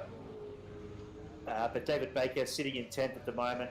Been pretty confident that that top 10 position is consolidated. He's got 20 seconds on the Harding Roma car behind him. But only 5.5 seconds up the field is the Grosjean Judd, the Boost Mobile Racecentre free entry. And he's hunting them down to look at a 9th position finish. A 1:58.979 is the quickest lap we have seen this afternoon, and fittingly it's coming from the car that is leading this motor race. Mark Young behind the wheel was Chris McLennan, who set that time in that monster third quarter stint. It was a double stint. And we said at the time he had the ability to really take the race away from the other competitors during that stint, and some unbelievable lap times, consistently 2-minute flats and dipping into the 1:59s on a fairly regular occasion. And you look back at this race, if it is to stay how it is to say that was the stint, that was the part of this race that really broke the back and really took it away from the chasing pack. Just on board here with David Baker. You can see in the distance the car he is chasing down as it took a left and went straight up Mountain Straight. Don't underestimate the value of having a visual target to aim at, particularly at this stage of the race. They're trading quick times. 2:03.7 for Grosjean Judd that time around, a 2:03 to a 2:02.9, so about 8 tenths quicker, David Baker. All of these cars will owe us a pit stop. Whenever they come in now, it will be their last of the race, but every car in this 15-car field will give us a pit stop before the end of the race. It's on an even footing, it's on an even keel. But there are still positions to play for. And just like what happened to the Zani George and John Lee car can happen to anyone, this is certainly not over. But Mark Young handed the car in a fantastic position with one job to do, and that is to manage this race. Manage a race that they have largely been dominant at. They've had mishaps. They've had run-ins with Mac Marcus. They've had electrical problems. But they led from turn 1, pulling out a 6-second gap within the first 5 or 6 laps before Gremlins said it. You wonder if they hadn't, whether anyone would have got them outside of pit stop fluctuations. 15 cars started, 15 cars are still running. Judging by the calculations, about 3 or 4 laps time we should see the leaders at least with their final stops. Not diving to the left at the right-hander, pulling in to the chase as they were earlier in the race. Conservative, and here we go, the leaders in the pits for what will be the last pit stop. It's lap 1:44. They are diving in to very easily get to the end on a 15-lap dash. Coming down Conroad straight. Alex Zani, we believe, is behind the wheel here. They should be able to go a little bit longer, and they might stay out. Mark Young, it's a long way down this pit lane. Finally pulls into that pit bay right at the front. and Alexani follows him in. So that 30-second gap will stay intact.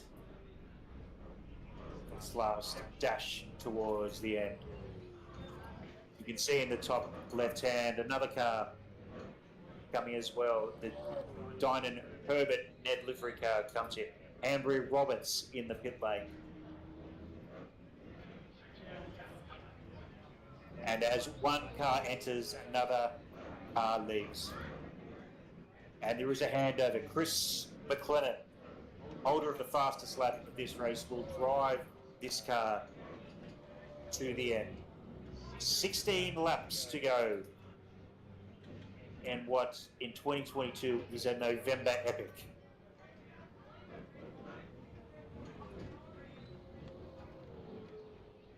On the driver cam, now we can see the setup. We can see the Fanatec GT3 wheel. We can see the VR. Full immersion, full concentration. No mistakes here. The Zani car, we believe, has John Lee behind the wheel now for this final stint to take the glory laps. 26 seconds behind as they exit Griffiths Bend into the cutting. Just as McLennan tops Skyline, that most famous of Australian motorsport views, most famous of Australian sporting views. Come across Reed into McPhillamy, and you feel like you could drive into the clouds.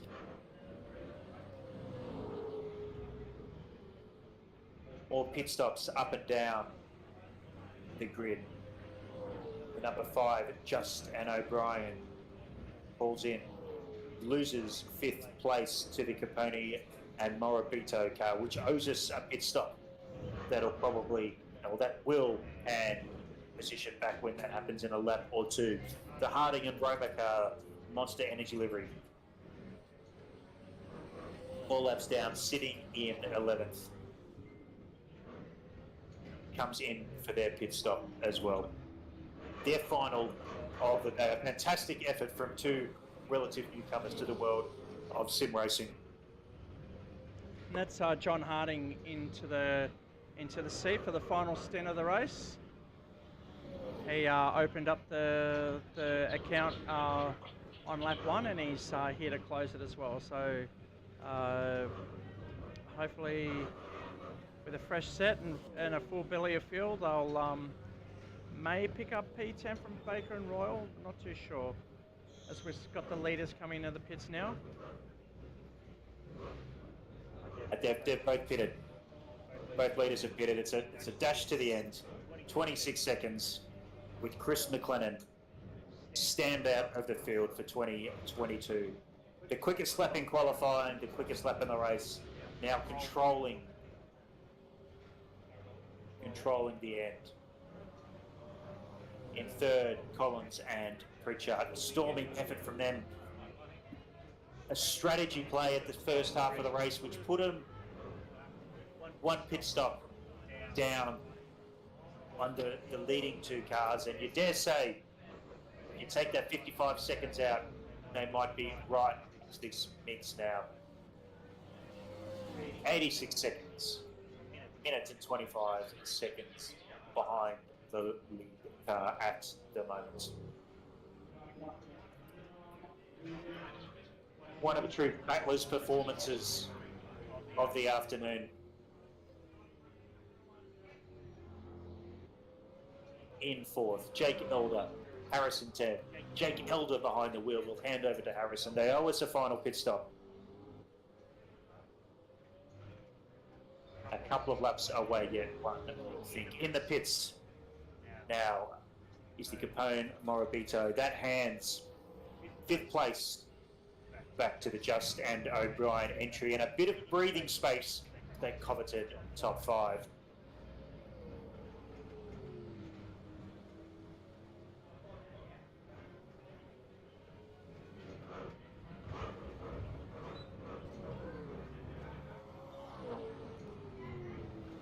.25 seconds now, the difference between first and second. We might just cut to a commercial break and we'll be back after these messages.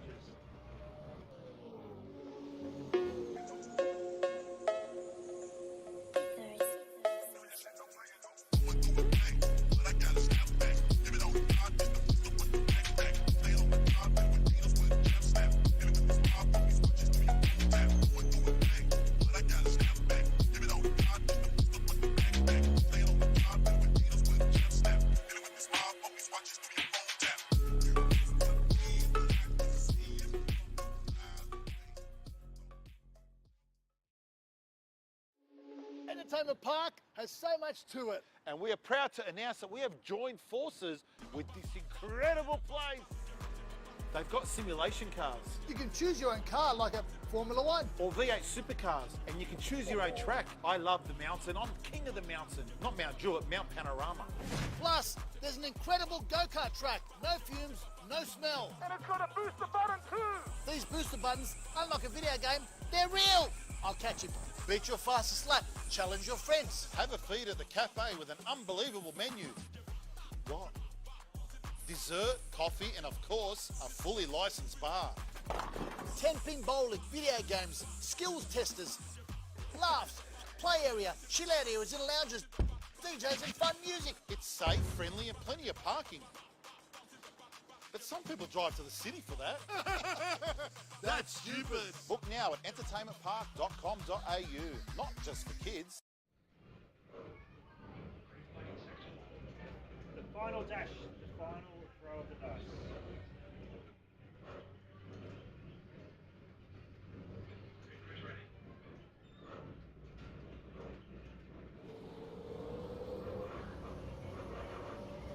The final dash to the line, the final throw of the dice. Alex Zani has stayed in the car to take the last stint, putting in best sectors all around, and that time around lowered today's lap record to a 1:58.143. 24 seconds is the difference. Chris McClellan, he won't be able to see him, but he will know how far away he is. Alex Zani racing out of Racecraft in Perth. Fantastic setup they have over there.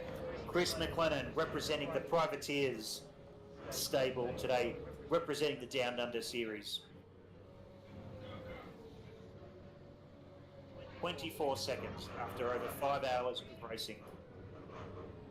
Collins and Pritchard in third, and we've just seen the final stop for Elder and Ted. Harrison Ted stepping into that car to take it to the finish. Fresh tyres, low fuel, away they go. The car they pulled out in front of is the car they're chasing in third. They're going to have to make up a whole lap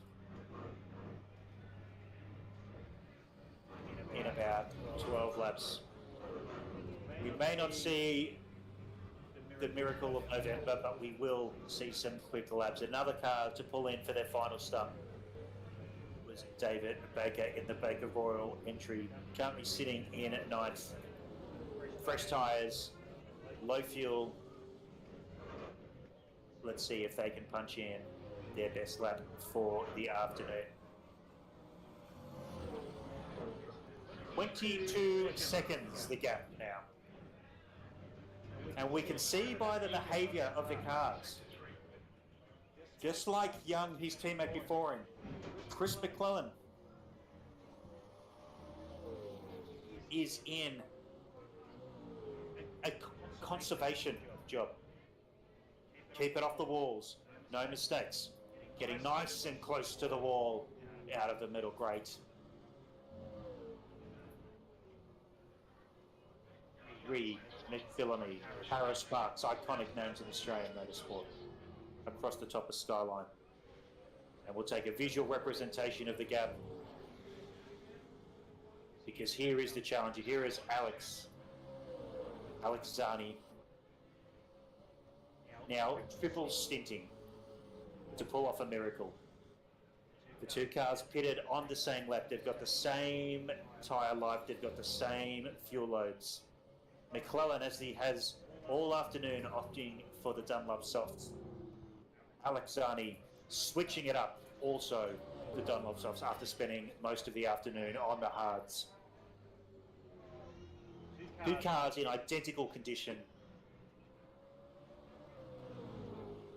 only separated by the human beings behind the wheel, and 22 seconds on the track. There is a bid going on downstairs. David Baker, currently sitting in 10th, just out of the pits a lap before. Fresh rubber, fresh green Dunlops, looking to chase down the Grusian Judd car. Dives it up the inside into Griffiths Bend. Extra grip, holds the line. The headlights on the Boost mobile car tell me that it is Judd in that car, and that is a pass for position after 5 hours of racing. 10 laps to go. David Baker and Royal up into 9th position. What does Judd have in return? Sean Judd driving out of the West Australian stable. The tyres are a bit older. The arms perhaps a bit heavier.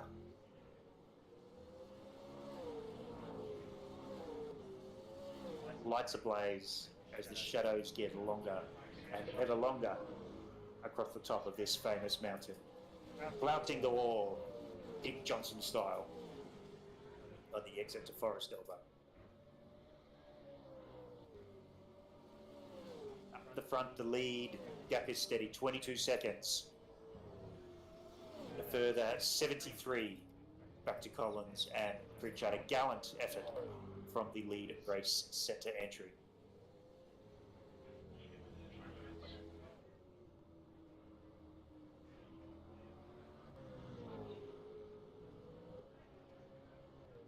With less than 10 laps to go, we'll have a quick flick through the standings. Chris McClellan out in front in the famous 1978 Gary Rogers, Pete Gagan inspired livery. He was on a Tirana then, it's on a Commodore now, leading the 2022 Racecentre Bathurst 1000. The quickest car on the track at the moment in the hands of Alex Zani, desperately trying to chip away split second by split second. Second place wearing the Walkinshaw and Red United colours. The podium as it stands, completed by the Collins Pritchard car, who've come in for their final stop of the day. Their challengers in 4th, the Elder and Tebb car in the hands of Harrison Tebb, exiting Forest Elbow, half a lap behind.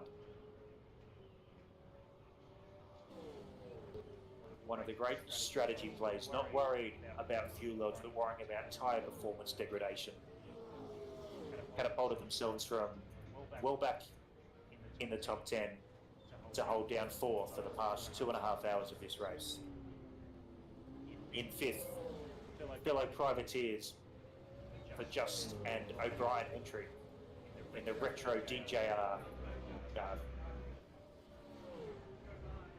They've been challenged for this 5th spot and they've beaten off each challenger. Caponi, Morobitu, 60 seconds, a minute behind. Dyson and Herbert, up into 7th now. One of the most consistent drives of the day, alongside the Caponi car. Matthews and Buxton in 8th. In 9th, Baker and solidifying that 9th spot. About 100 seconds behind 8th position. Grusian and Judd, Boost mobile livery, rounding out the top 10 as it stands. Sim Racing newcomers. The Harding Roma entry, consistent all day. Looks the car spears off throughout the chase just in front of them. Often threatened a top 10 position. Looks like they're going to settle for 11th. The young guns of the 2022 race, 16 and 17 years of age, Brazier and Henderson, prodigiously quick at times in 12th. They'll be proud to get this one under their belts.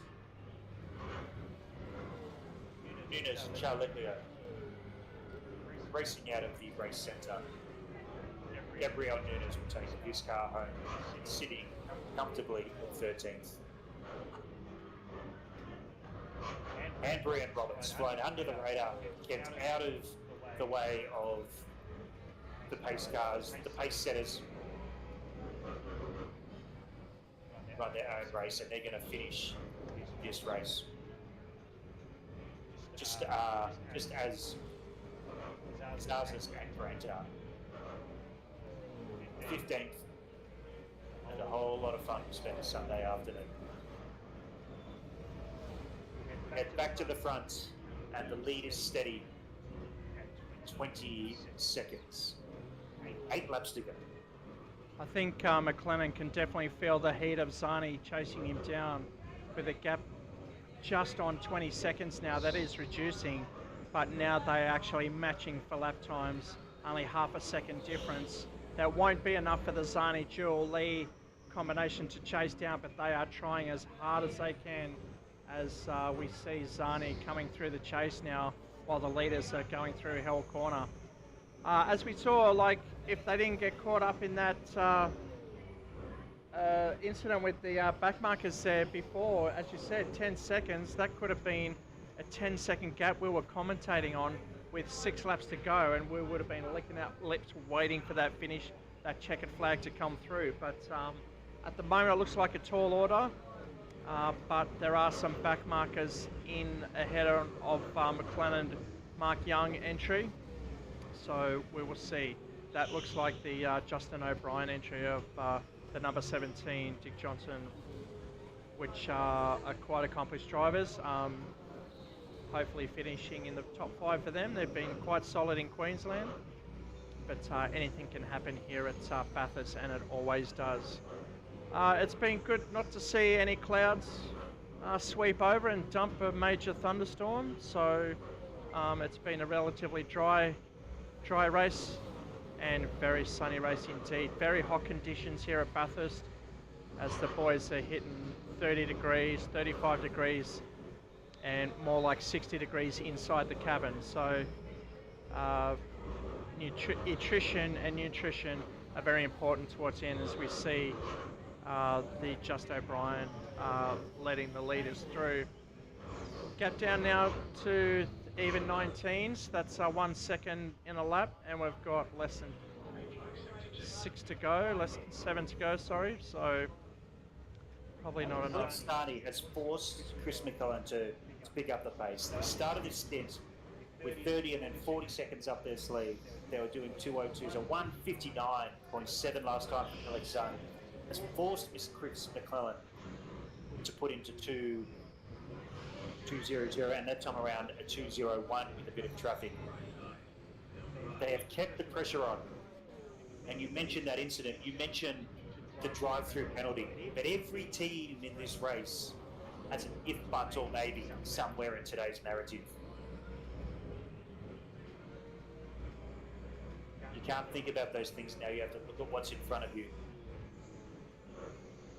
It's head down, bums up, basically. Just keep your head down. You've got a job to do, and you've got 6 laps to complete it in. So steady wins the race at this point. Just make sure you don't overstep it. There's no need to. These guys have been quite comfortable in the position all day, and they've just been managing that gap to P2. To be honest, I feel, because once they need to turn it on, we can definitely see on the timesheets that they are turning it on.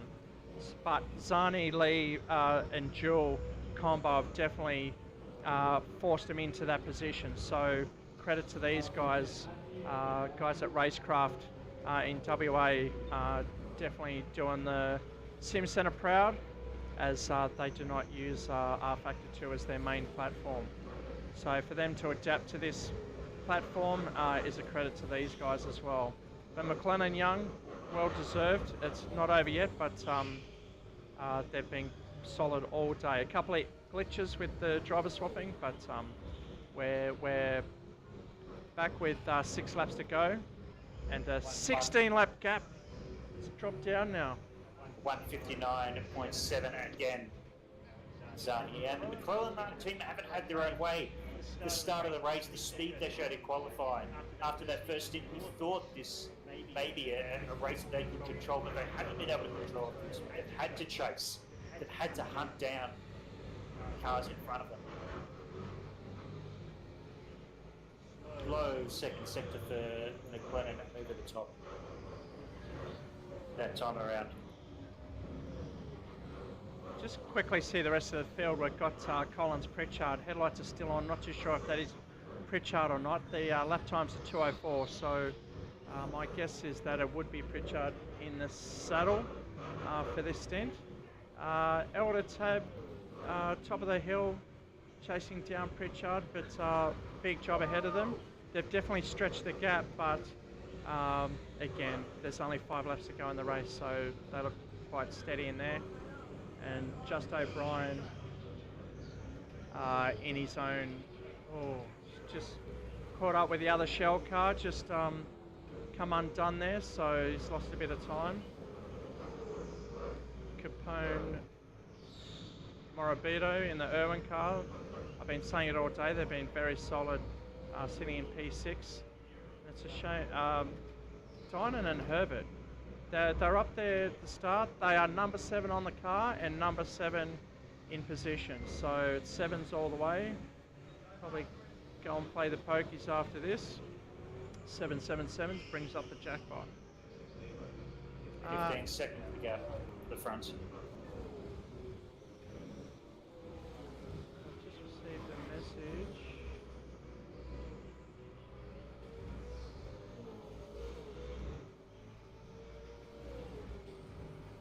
Okay, so it is confirming it is Pritchard in the car to finish.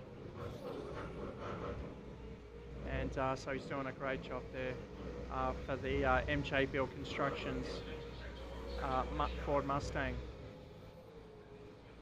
Not easy to be in that position after 161 laps. These guys have definitely been practicing all week together, practicing pit stops and driver changes. They are sharing a sim at home at Matt Collins is hosting. So been a big day for them as well. Baker Royal solidifying their 9th position after just being teased by Grosjean and Judd, who are currently in P10 coming from around Griffins. Just behind them, that's the Matthews Buxton, which I skipped over, sorry.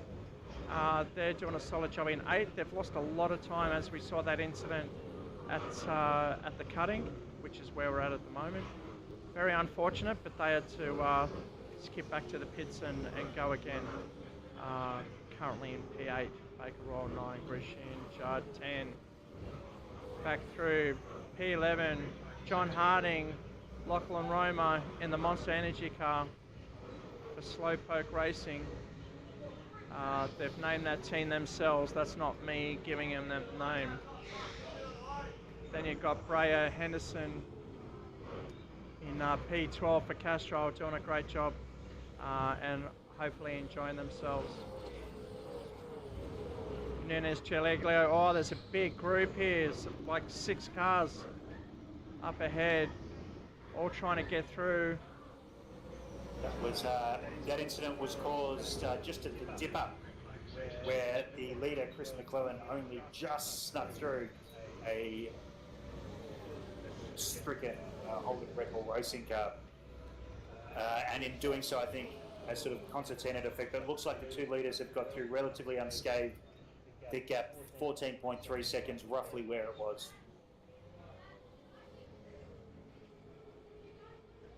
And it all comes to a head down at the chase. A few back markers going for a spin.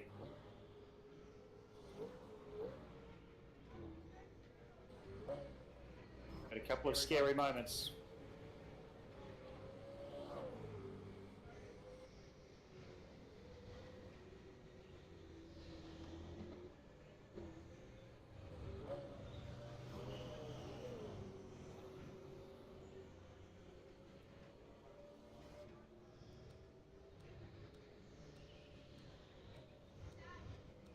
14.2 the gap. Alex Zani once more through Griffin's Bend.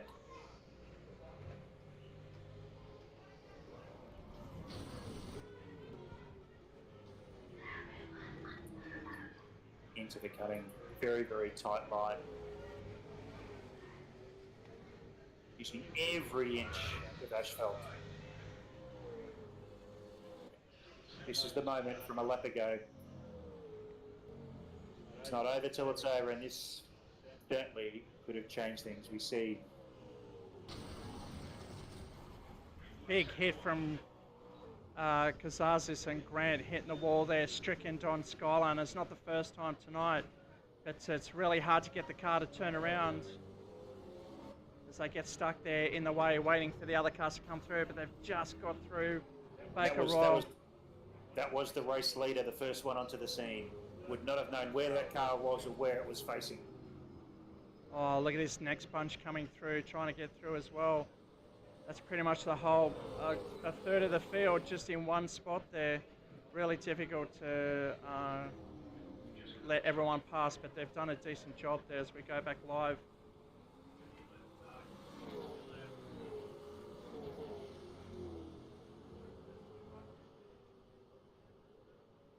One more lap down. 3 to go. Chris McClellan charges up Mountain Straight just as Alexani crosses the start-finish line.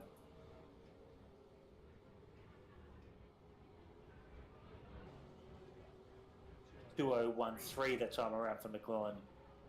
A 2:00.6 for Zani. We can see on the track map it's free air.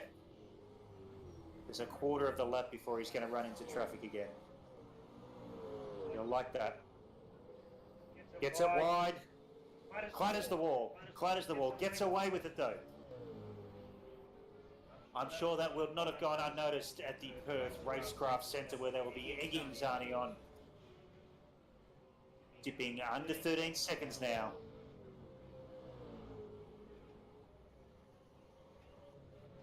If buts and maybes abide, but what we have in front of us is this 13-second gap. McClellan into Forest Elbow. A little bit sideways as he gets the power down. Should still have plenty of tyre life left.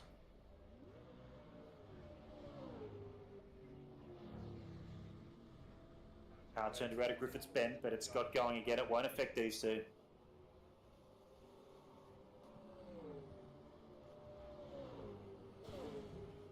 Shadows covering the width of the bitumen.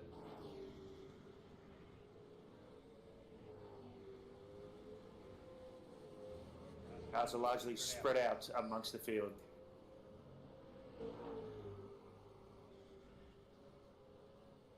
.160 of 161.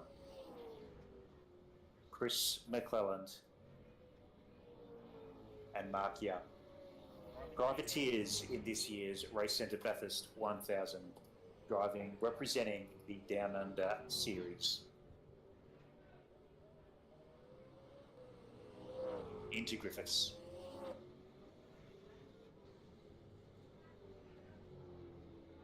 The gap's hovering around 13 seconds as the Zani, Jewel and Lee car comes into the pits.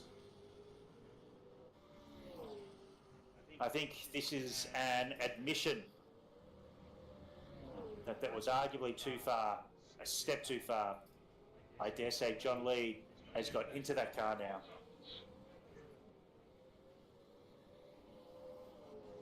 Take.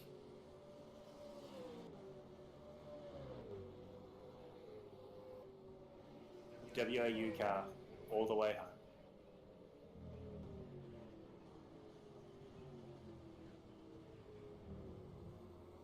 Still got plenty of time. Back to third. Collins and Pritchard a lap down.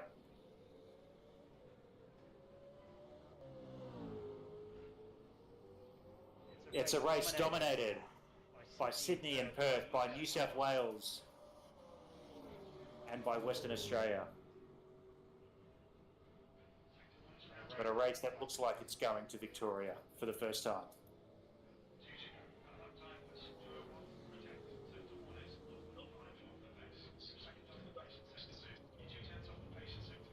Spinning car up at the exit of the cutting, but it won't affect our leaders.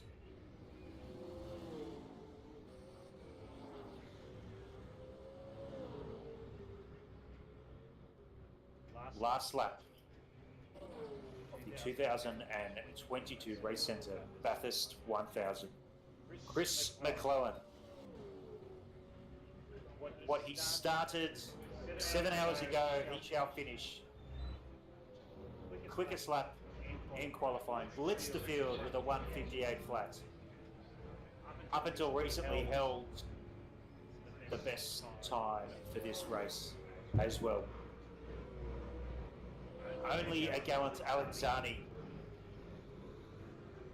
who pushed him and pushed him in this last stint before handing over the car to John Lee, who beat the time with the 1:58.143. The trophy is going to Victoria this year for the last time through the campgrounds. Headlights flashing across skyline, that most picturesque of Australian sporting views. Down through the dipper. He's got the track to himself, headlights flashing. And this skin's a tribute to? The colours of 1978. Gary Rogers, Pete Gagan. It was on a Holden Tirana that day. It's done better today. Coming down skyline for the last time. Lights flashing. Got a back marker in front, but that's okay. I'm sure he'll just take it easy. Through the chase, heavy braking. It's gone to Racecentre. It's gone to Racecraft. For the first time, the Racecentre Bathurst 1000 is going to be won by a privateer team. Chris McClellan takes the flag for Down Under Series Racing for Victoria for the privateers. Congratulations to Chris McLennan and Mark Young, Victoria pair, and the Gary Rogers Tribute 33 for Down Under. Coming down Conrod in P2 is Alex Zani, Anthony Jewell and John Lee trio. Looks like McClellan's given us donuts. Congratulations to him.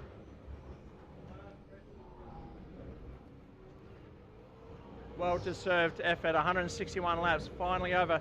And Zani's just crashed in the chase. I don't think... John Lee, I believe, is in the car at the moment. Okay, so John Lee took a late pit stop to take the final honours. As he comes around, Chris McClellan's still doing donuts at Hell Corner. And we should be coming down under. There it is, crossing the line, P2 to Zani, Jewell and Lee combo. Position 3 to Collins and Pritchard. Just a lap down, coming across the line. Matt Collins, the Braden Pritchard taking the flag. Tab into, out through, across the chase for the last time to take fourth. Third and fourth for the Racecentre stable in 2022.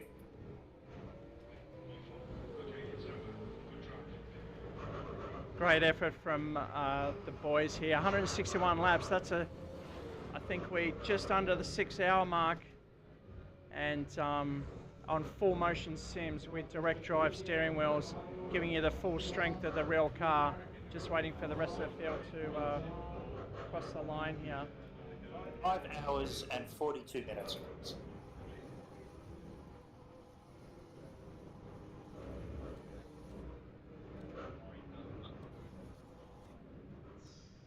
We're just going to cross to the leaders and chat with them. And get their feel, get their emotion, get it raw.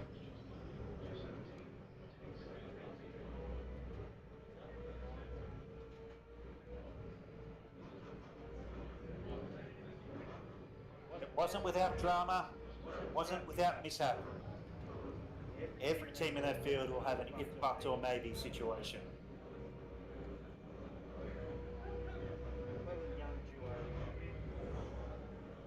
Arguably the most consistent of the race pairings today. And you'd expect that. Regular top five competitive in the down. One of Australia's most competitive and best regarded sim racing series. Dipping into endurance Sunday afternoon. And they've come away with a final gap of 1 minute and 6 seconds. Perhaps a little bit generous in hindsight given the ceremonial pit stop for the second placed Anthony Jewell, Alex Zani, John Lee finisher. So guys, we're live with the drivers now. We'd like to talk to Chris McLennan and Mark Young from everyone here at Racecentre Entertainment Park and Racecraft and the Privateers. Congratulations, stellar effort. How do you guys feel? Mentally drained, but no, thank you. It's really appreciated. What a race! What an amazing race! And the Racecraft boys, Zani and Jewell. Wow! I really thought if it went for that last pit stop, I reckon they might have even just had us on the line. So amazing. Wow! It's and Mark Young, how did you feel hopping in the car? Did it make you nervous having the responsibility of being up the front most of the race? It was tough. I don't know if nerves were there. Because we were on the soft tyre strategy, I just had to drive to a number to try and get the tyres every stint. So in that regard, it was tough, but yeah, no, it was good. Thanks to Chris, changing from a Ford to a Holden firstly. I mean, it was just awesome. He did well. And tell me, it was a race that ebbed and flowed. It felt like the pendulum. There was 3 teams that really could have won this race. Did you prefer chasing, or did you prefer being out in front controlling the race? Chris, you can take that one. Oh, I really don't know. I didn't like either. It was hard. It was just hard work. Of course, it's better to be in front because then you can control your pace a bit. But you just didn't know what the other guys were really up to and what their strategy was. So you had to kind of guess what they were going to do next. It threw me right at the end there when Zani and Jewell jumped onto the softs.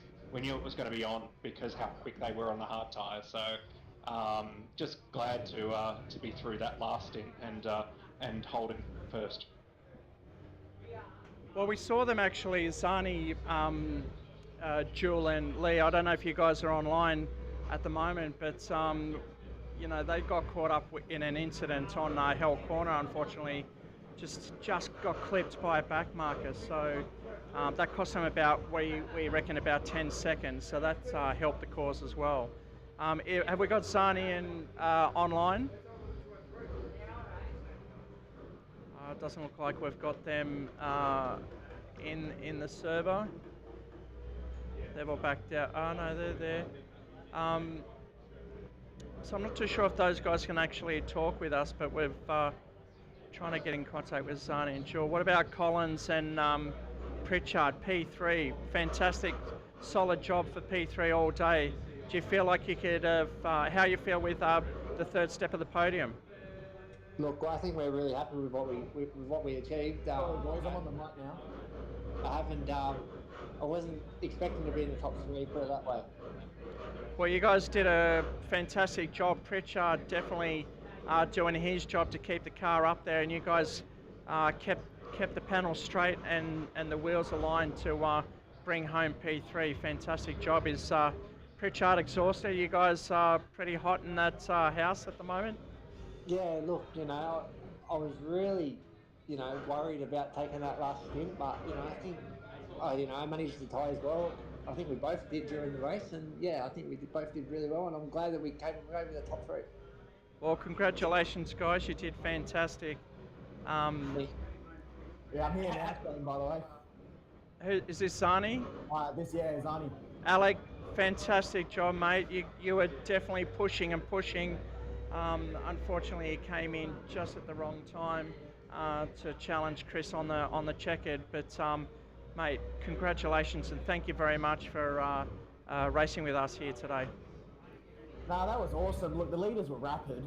They were on the softs, but I was really just couldn't believe how well they were making the softs last. So I never changed to softs, thinking that I may not have it in me to make them last a stint.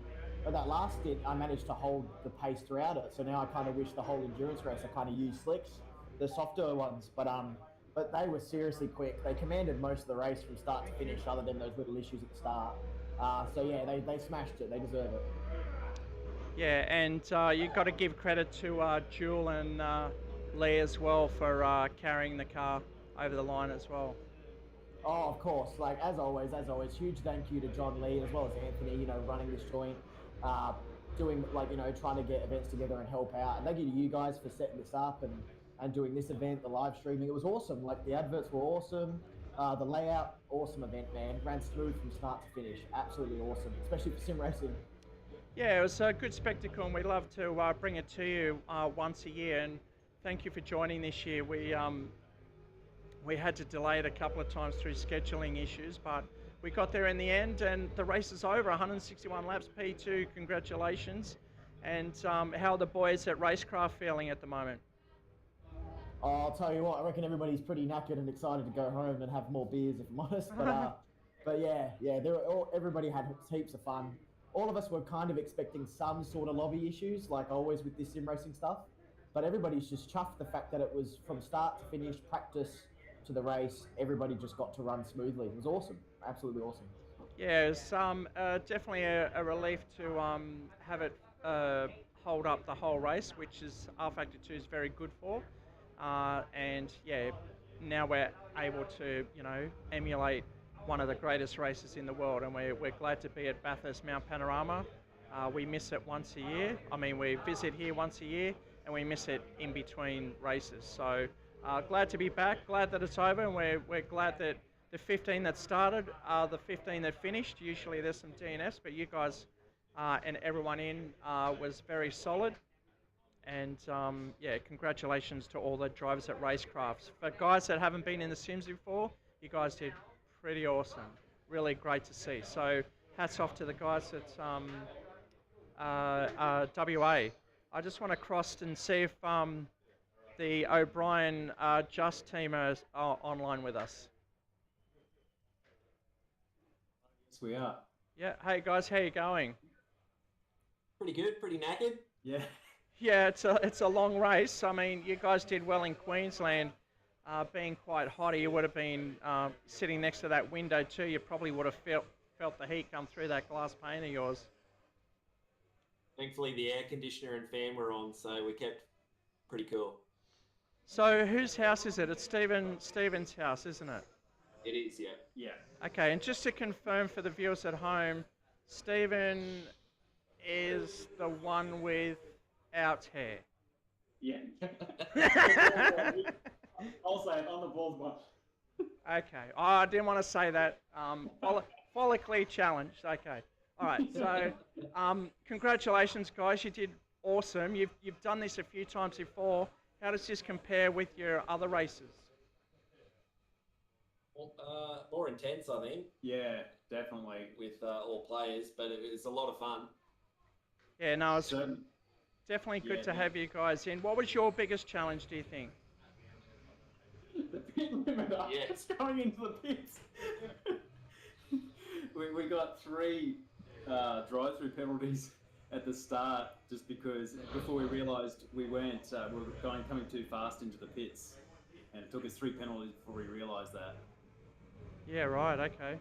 Yeah, we noticed a couple of penalties for you guys. I guess that comes to just being in the in like that high pressure situation and got to keep on top of everything. It's not easy to do. So again, congratulations to you for that. And we finished with a P5. So top 5 finish, guys. You guys must be chuffed with that one. Yeah, very happy with that finish. Yeah, weren't expecting to be top 5, but yeah, can't complain. Well, guys, congratulations and thanks again for supporting the race, and our friend Shannon Barnes as well. We've got to give a shout out to him for looking after the track for us and giving us every tweak that it needed. He was there to support us. You guys are the ones that race with Shannon. Yeah. Yeah. So it's a real shame he couldn't join us today. We did have some date changes, and unfortunately that many couldn't join us. But hopefully you can all join us for the next one. Yeah, absolutely. Thank you for hosting. Yeah, thanks very much. My pleasure, guys. Thank you very much for coming, and we hope to see you back next year. Absolutely. Is there anyone else in Racecraft that's online? No. Okay. All right, Scott, thank you very much for your expert commentary. You've been a godsend, and really appreciate your comments today. It's been a good long race, 161, a huge challenge, but we got the job done in the end, and I really appreciate your support, mate. Our pleasure. Looking forward to next year. Well, yeah, it's going to be another 161 lap race next year, so make sure you stay tuned. Make sure you subscribe and get the notifications. We do have a couple of more league races towards the end of the year, so stay tuned. Get on board our socials and find out when the next race is, or stay tuned to our next stream. My name's Shane Gilfeather. Thank you again to David Evans, our other commentator, and Scott Fitzsimmons, and from all of us here at Racecentre and Entertainment Park, it's a good night.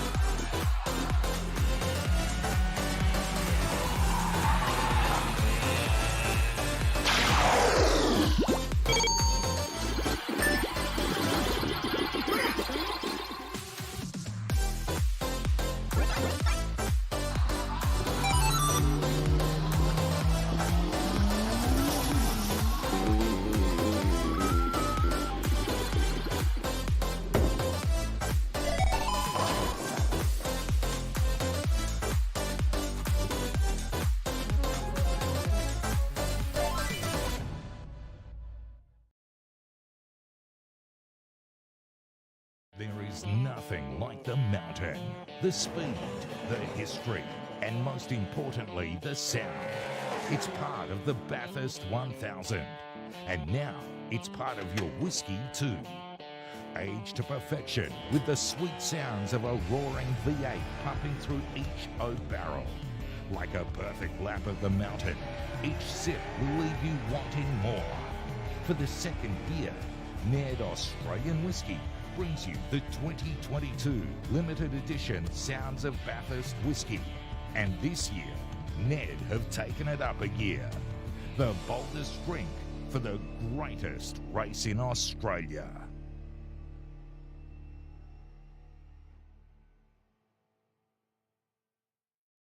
Entertainment Park has so much to it. And we are proud to announce that we have joined forces with this incredible place. They've got simulation cars. You can choose your own car like a Formula One. Or V8 supercars, and you can choose your own track. I love the mountain. I'm king of the mountain. Not Mount Jewett, Mount Panorama. Plus, there's an incredible go-kart track. No fumes, no smell. And it's got a booster button too. These booster buttons, unlike a video game, they're real. I'll catch you. Beat your fastest lap. Challenge your friends. Have a feed at the cafe with an unbelievable menu. What? Dessert, coffee, and of course, a fully licensed bar. 10-pin bowling, video games, skills testers, laughs, play area, chill out areas and lounges, DJs and fun music. It's safe, friendly, and plenty of parking. But some people drive to the city for that. That's stupid. Book now at entertainmentpark.com.au.